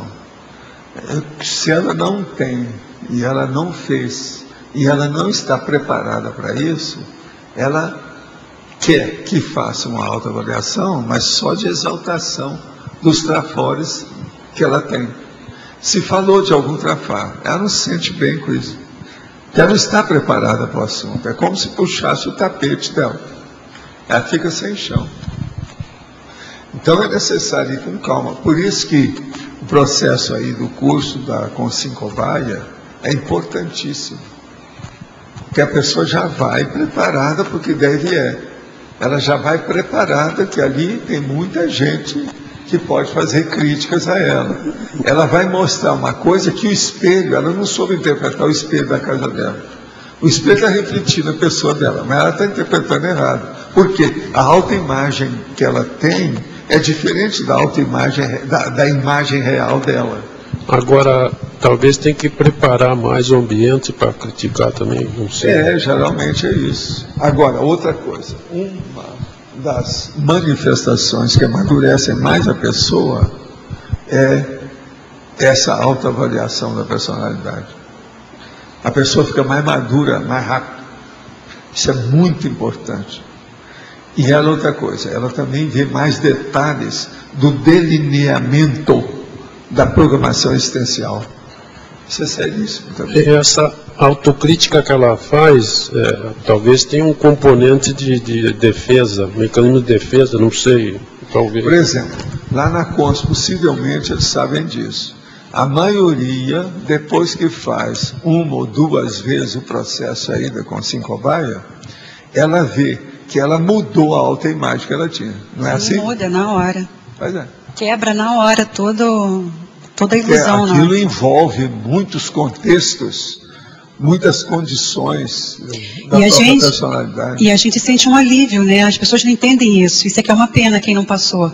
Porque na hora que aquela autoimagem é desconstruída, você começa a ver a sua realidade, você começa a se sentir bem. Porque você se assume de fato. Bom, então é isso que está aqui, mas é isso que eu sou, né? Então quando a gente não tem nada para esconder, né, Valdo? Eu acho que é isso que a gente sente esse alívio interno, né? Só quem passa que sabe. Outra coisa que eu queria colocar, gente, assim, que quem dá o tom da Consym-Cobaia é a pessoa que passa pela Consym-Cobaia, não é o professor. A gente está no papel ali de respeitar o limite do outro, entende? Não existe estupro, não existe ninguém que vai adiante, né, adiante daquilo que a própria Consym-Cobaia aguente. Então, vale a pena vocês terem a experiência, porque quem passou mesmo por isso sabe disso. E não são só trafores que aparecem, não. São nossos potenciais, nossos trafores, as nossas autossuperações. Às vezes a pessoa já mudou várias coisas na sua personalidade, ela nem se percebe ainda. Então, isso tudo aparece no campo da conscienciometria, né? Professor Valdo, eu gostaria de ratificar as palavras da Flávia. Por exemplo, eu acho assim, que a Consym-Cobaia e a Consus, ela realmente modifica muito. Eu sou uma pessoa que eu não aceito muito fácil. Na hora eu contesto, as pessoas já... Mas eu vou para ali, eu tomo nota de tudo e vou fazer autopesquisa. Em seguida, depois da minha autopesquisa, que eu não sou muito de aceitar o que as pessoas me dizem de pronto. Isso é uma... Não, eu já não sou mais a Rosinha. Então, depois eu vou, confiro e tudo que eles me falaram é que tem me ajudado. Eu acho que eu estou bastante mudada e as pessoas têm observado isso. Vale a pena. Não significa que você tem que dizer amém para tudo. Tem que pesquisar, tem que ver. De novo. Né? Levanta a mão quem é que já fez a Consym-Cobaia. Levanta a mão, por favor. Olha, é um monte de gente. Quer dizer, o povo aqui é muito corajoso. Parabéns a vocês. Vale a pena, professor. Muito bom. Muito sério isso aí. Agora, gente, o livro aqui é o J. Pascali, Chico Xavier, o Missionário do Amor. Sua vida e sua obra. Agora, é da editora DPL de São Paulo. O livro foi lançado agora em 2010. Realmente está falando aqui, os meus casos aqui, tem até uma nota também com os dados, tem a relação dos livros que nós recebemos, eu e o Chico. Ele fala também aqui do livro Evolução em Dois Mundos, etc.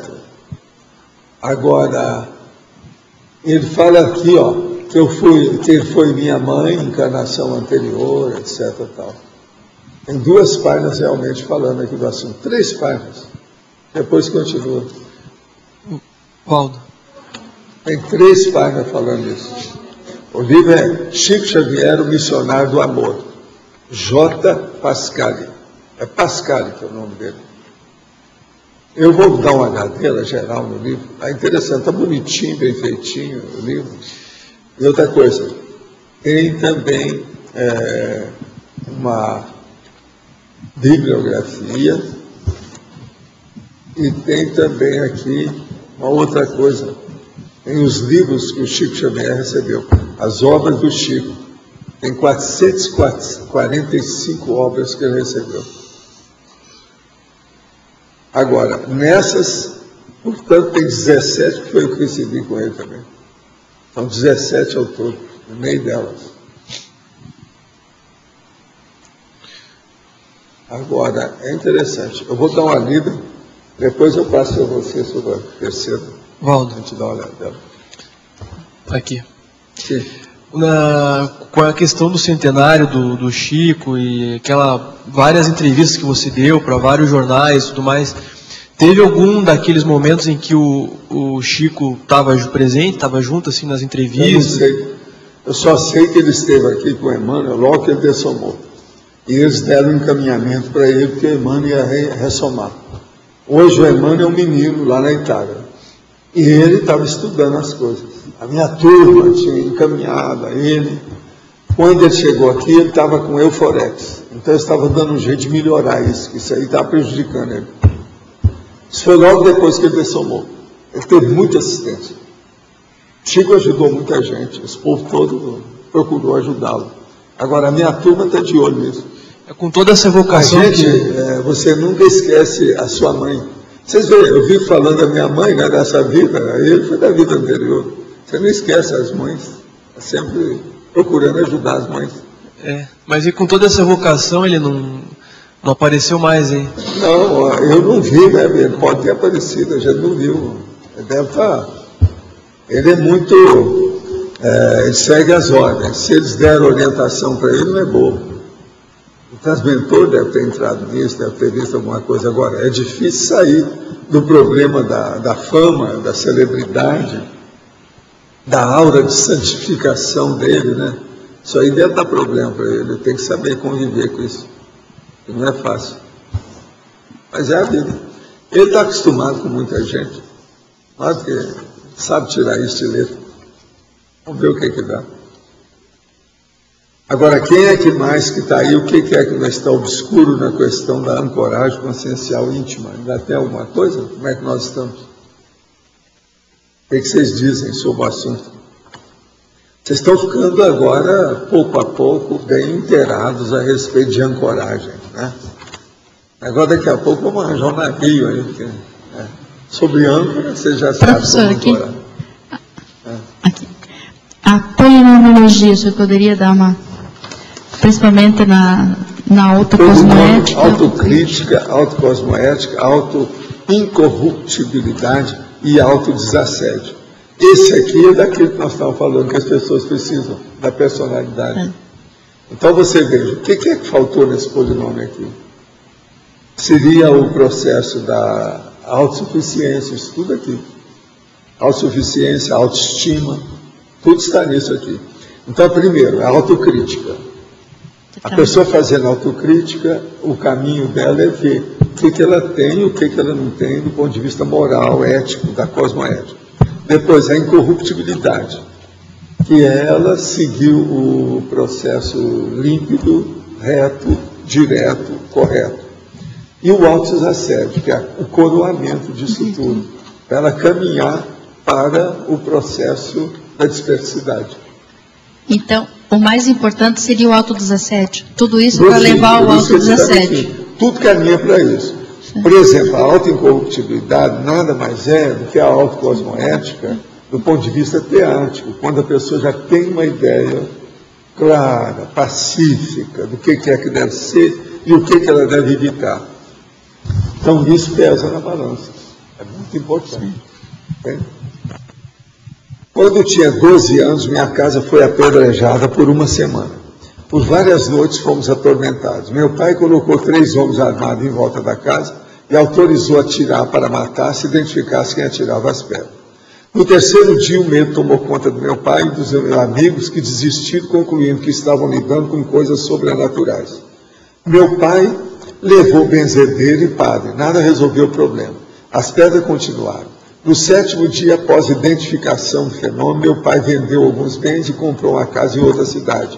Não sei o que aconteceu com aquela casa e com a situação.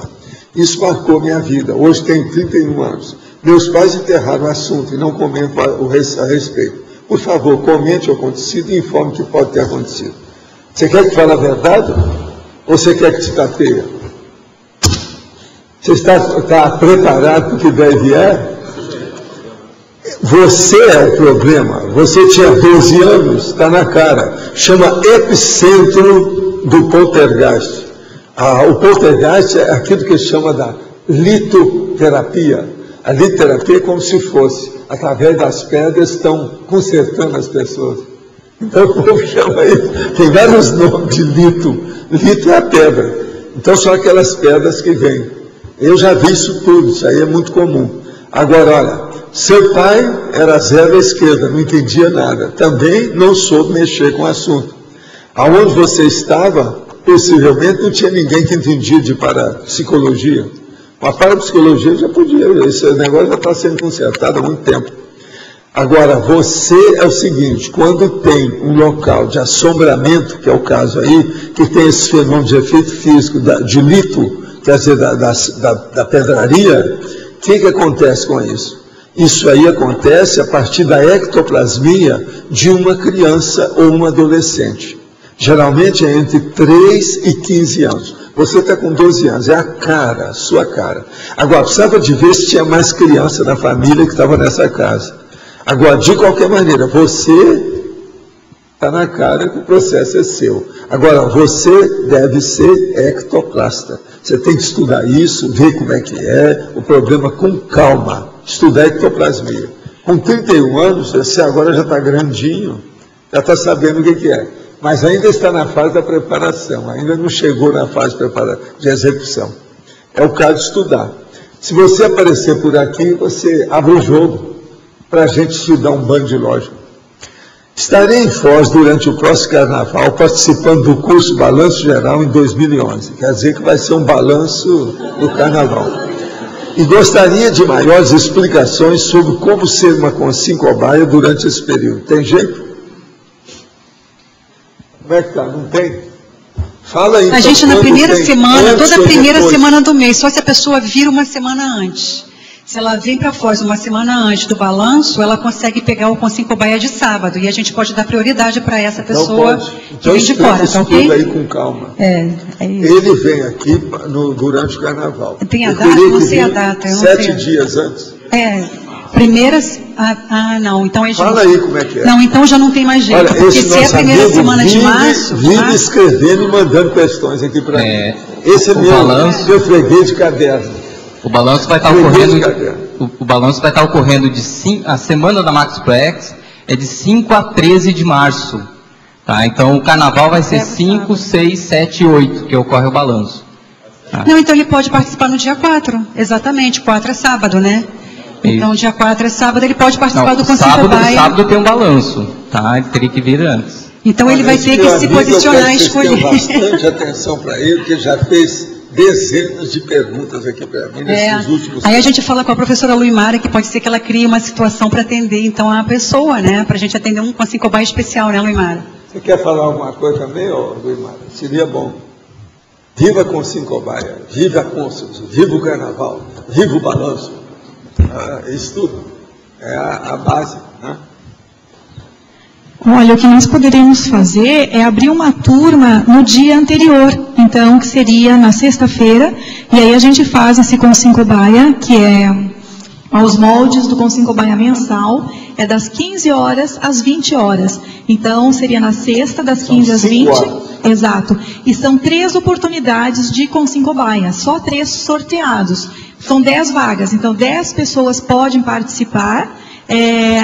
Inclusive, se a pessoa não quiser se voluntariar para consim-cobaia, nós abrimos essa possibilidade. Tem pessoas que têm interesse em conhecer, saber como é que é a técnica, compreender um pouco mais antes de se predispor ao sorteio. Então, nós estamos abrindo essa possibilidade.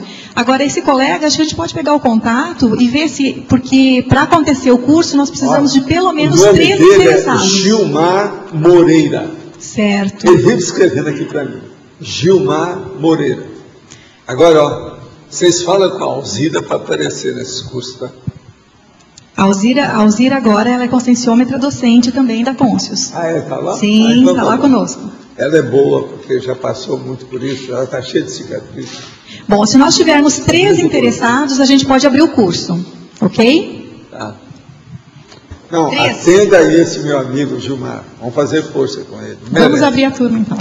Professor, avaliando aqui o verbete eutimia, ele tem uma similaridade muito grande com a ancoragem consciencial íntima. Sim. O que me parece é que a ancoragem consciencial íntima é uma condição para você chegar na eutimia. É isso? A eutimia é quando já sentou o processo. A pessoa já domina aquilo, já vivencia a condição mais elevada, mais avançada.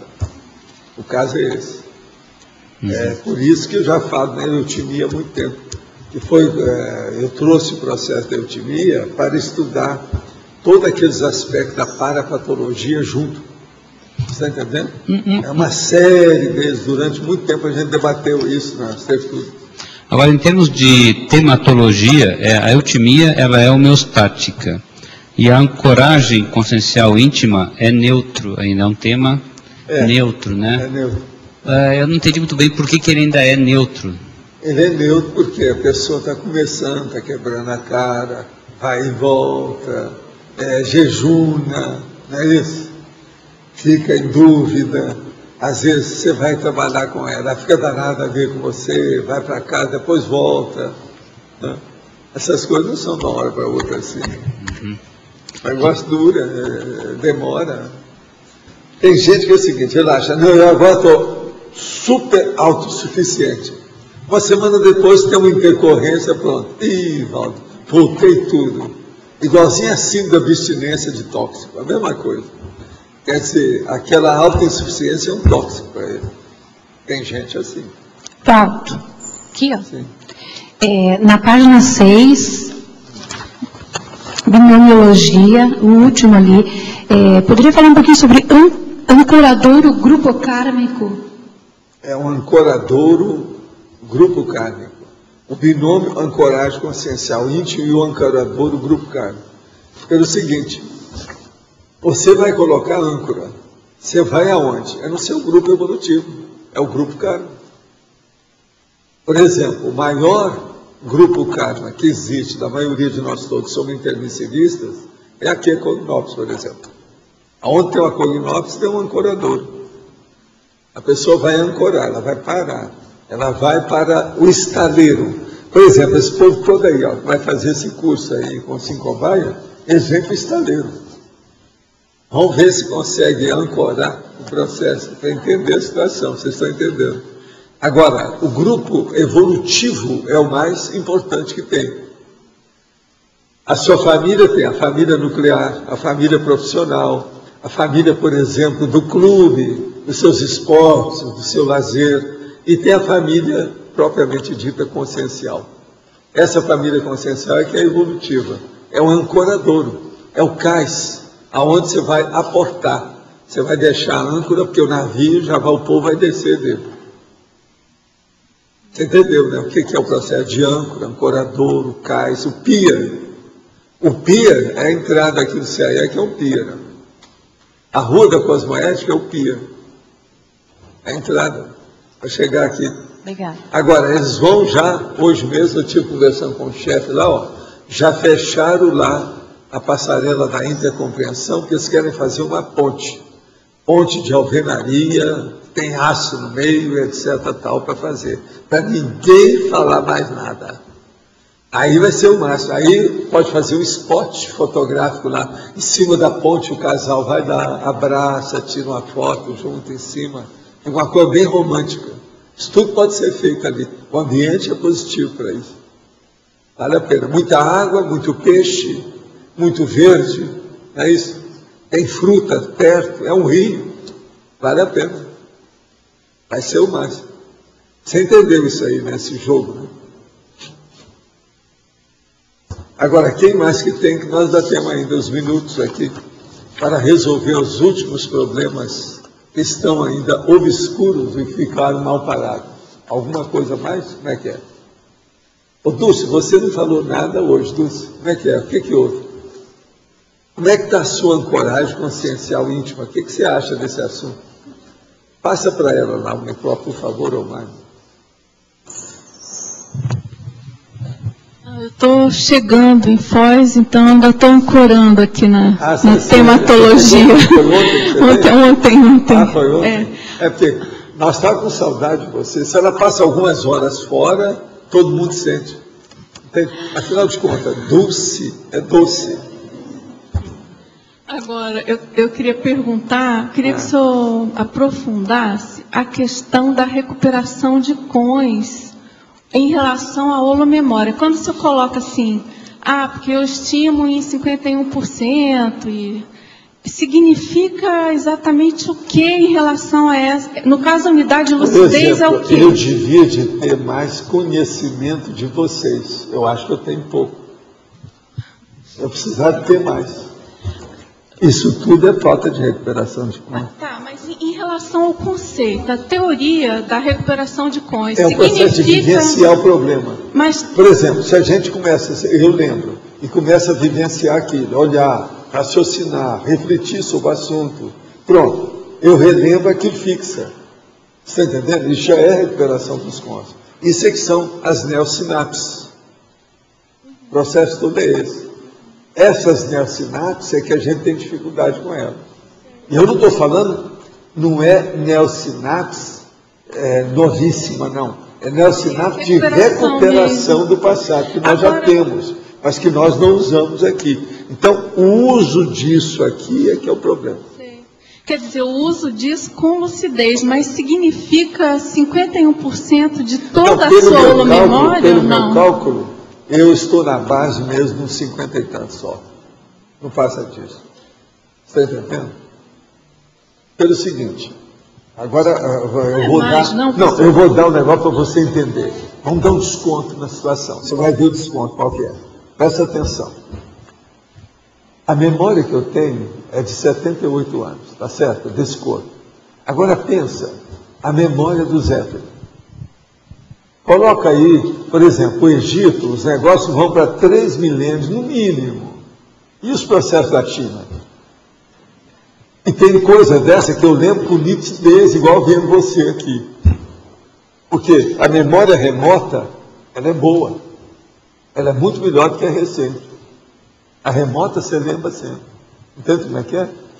Então, como é que eu vou lembrar de todos os detalhes desse negócio de 3 milênios em relação a 78 anos? 78 é uma coisa, agora, 3 mil anos, como é que fica? Você está começando a entender? Então vamos dar um desconto nisso. Mas, quer dizer, eu tenho a minha razão de ser, isso tem sua razão. É normal. Quer dizer, quando o senhor coloca, vamos dizer, 51% de recuperação de só coins... Só para te dar uma dica do Zéfiro, como é que ele é. Vou te dar uma, que eu nunca falei aqui. O Zéfiro, eu estou lá com a minha mãe. Minha mãe dessomou, começou a trabalhar, fazer um processo de assistir os outros para ajudar que ia renascer, todo mundo. Aí eu chegava lá como o Zéfiro. Ela falava assim, ó, você pensa bem como é que é. Aí eu começava, não, esse aí é o fulano, aquele ali é o fulano, aquele lá é o fulano. Agora veja, já era consciente. Eu era consciente. Eu estava sabendo mais das pessoas do que ela. A capite? Então, como é que eu vou ser isso aqui? É querer muito. Agora, ó, ao que me consta, evoluciólogos e serenões já conseguem. Mas eles têm aquilo que eu já falei, que o serenão tem na cabeça, que eu já disse isso aqui, que eles têm atributos que nós ainda não sabemos aplicar. Quer dizer, aquele conceito de consciência contínua, até Sim. do orientalismo... Foi por isso que eu fiz o centro da consciência contínua pois é. em casa. Mas então, quer dizer, esse conceito de recuperação de coins seria na mesma escala, assim, a consciência contínua seria o 100?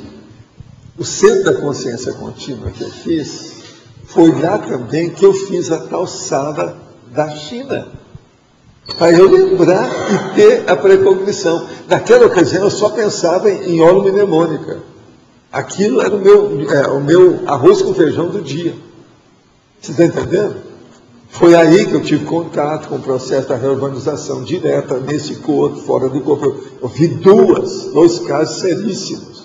Outra coisa, foi aí que eu tive contato com o povo do pandeiro, com as assembleias que nós tínhamos lá. Entende? Aquelas reuniões com o negócio todo, as plenárias do assunto. Isso me ajudou demais. Agora veja, tudo tinha memória, memoriologia, holomnemônica. Isso me ajudou demais. Agora, eu trabalhei muito nisso na década de 70, 80, até o iníciozinho também da década de 90. Mas depois eu comecei a mexer com outras coisas. Agora, eu trabalhava muito isso do ponto de vista parapsíquico aí no Rio, por exemplo. Depois viajava para a Europa, para os Estados Unidos ou para o Oriente, e eu checava tudo que eu andei estudando aqui, o que eu lembrava.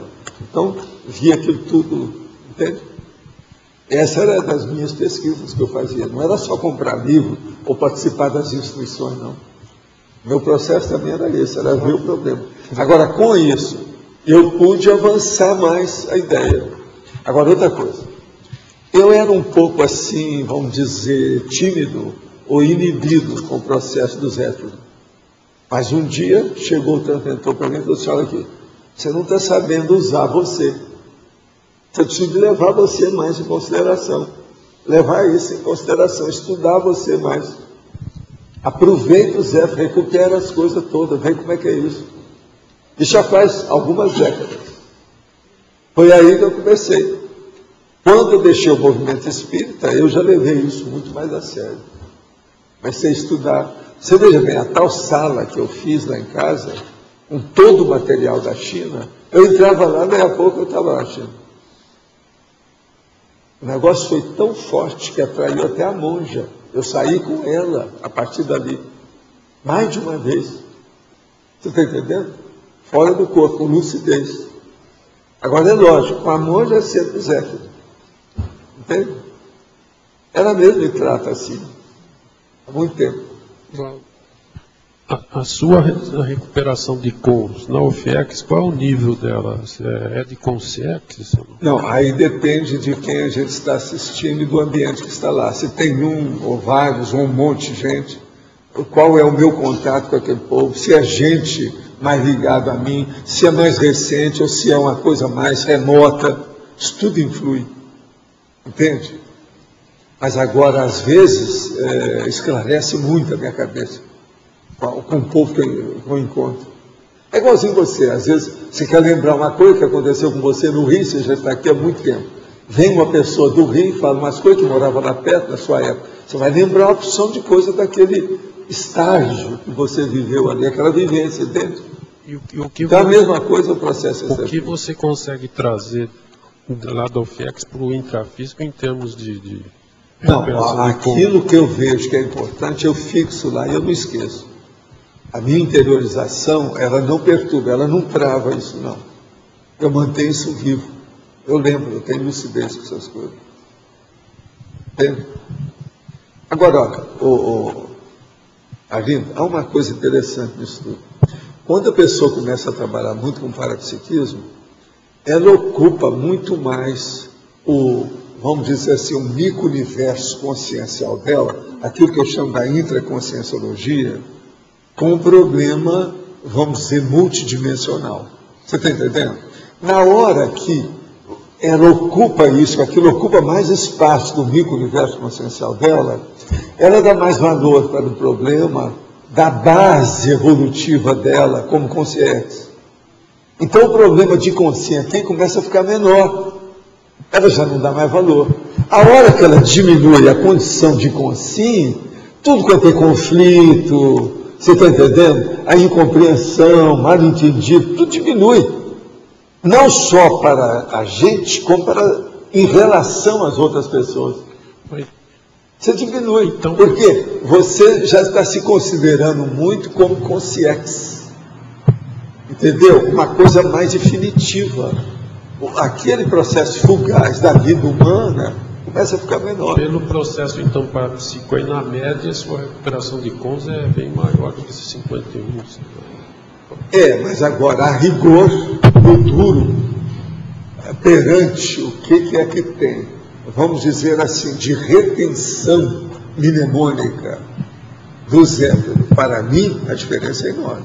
É isso aí mesmo. Qualquer coisa que eu fizer, eu estou exagerando. Se eu colocar mais que isso, é por aí.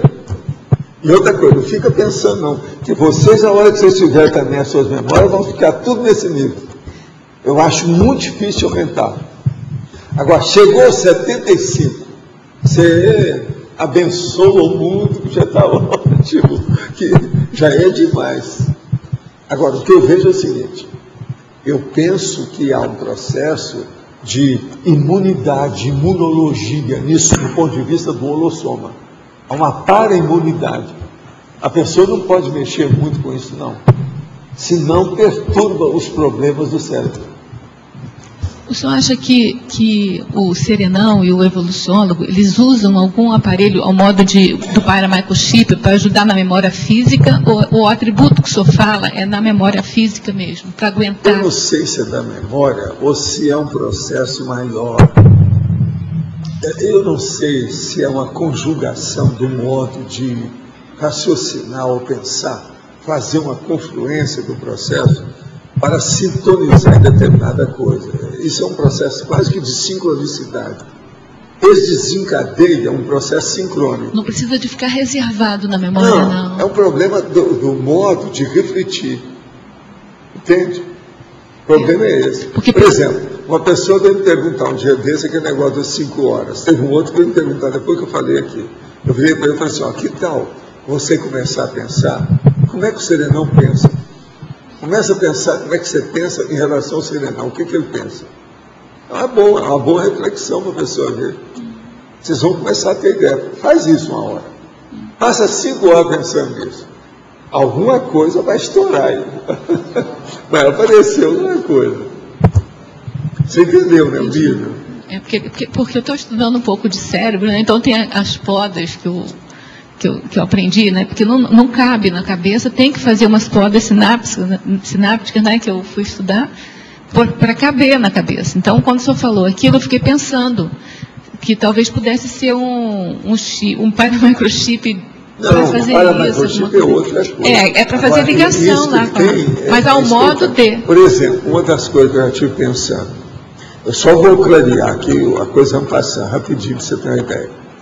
O macrosoma, ele pode ter coisas avançadas de melhoria, ou seja, aperfeiçoamentos do processo da consciência de 3 modalidades básicas: as físicas, as intelectuais e as parapsíquicas. Esse aí é parapsíquico, eu tenho certeza disso. Mas agora, precisava da gente então pensar esse terceiro parapsíquico. Agora, eu vejo no problema do parapsiquismo aí, a memória é um fator fundamental. Mas eu não sei se é ela. Entendi. Agora entendi. Entendeu? Olha a lógica do processo. Nós estamos trabalhando com coisas muito avançadinhas e super abstratas, né? A pessoa tem que pensar muito que é o processo da multidimensionalidade. É que quando você falou da reserva mnemônica do Zéfiro, comparando com a do Valdo Vieira, realmente não cabe no cérebro tudo aquilo. O problema da retenção, tem que estudar isso aí. Os nossos comerciais, por favor. Obrigado. As pontuações de hoje: 54 assinaturas no nível de presença, 23 perguntas presenciais, 22 perguntas online, 30 votos presenciais e 2 votos online. Hoje teremos os recados do Rafael sobre a chamada de trabalhos do Congresso de Infecciologia e a Flávia sobre o curso da CONS. Antes com vocês, o Eduardo com Amigos da Enciclopédia. Pessoal, boa tarde a todos. Nós estamos aqui divulgando para vocês esse prêmio que nós vamos entregar, né, vamos sortear aos amigos da Enciclopédia. Nós fizemos uma alteração na data, ao invés de o próximo domingo, nós vamos sorteá-lo no dia 28 de novembro, tá? Que é um domingo também. Então, nesse dia 28, além do laptop, a gente vai sortear também um livro, que é a nossa parceria com a Epígrafe, quando a gente sorteia todo final do mês um livro entre os amigos da Enciclopédia.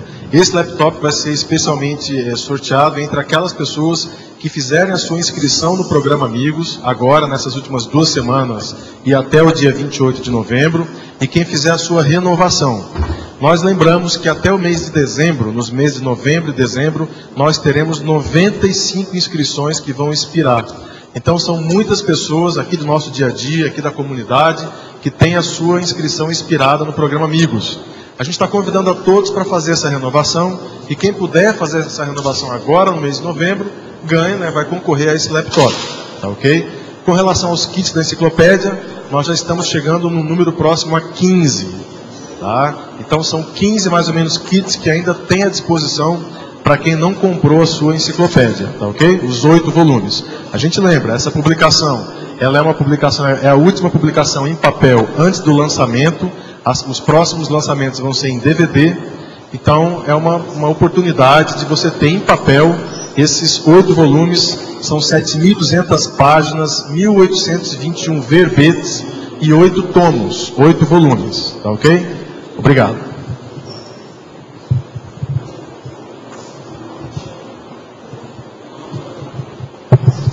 Gente, boa tarde. Eu estou aqui para falar para vocês que o prazo para entregar trabalhos para o 9º Congresso de Inversão Existencial, ele prorrogou. Então ele vai até o dia 22 de novembro.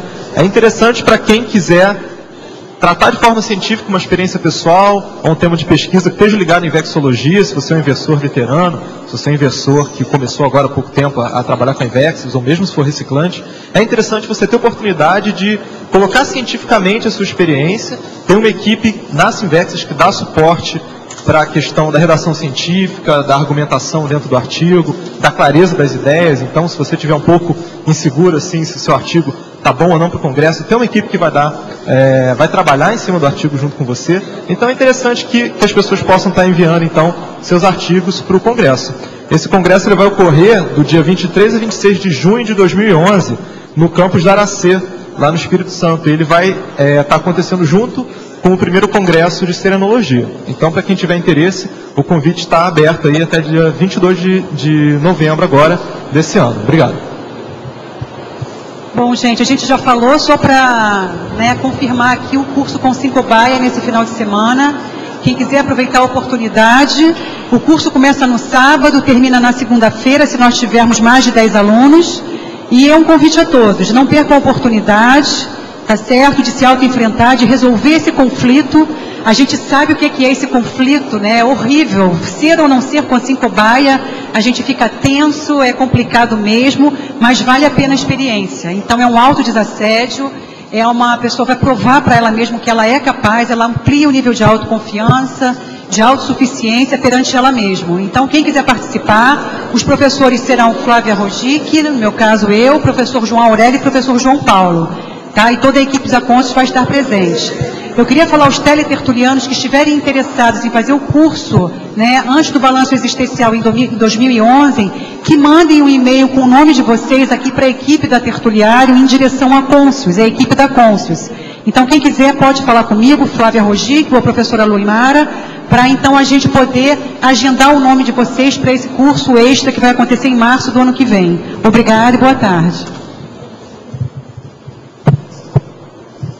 Para amanhã teremos o verbete Ancoragem Consciencial Externa, eleito com 10 votos a especialidade Intrafisicologia.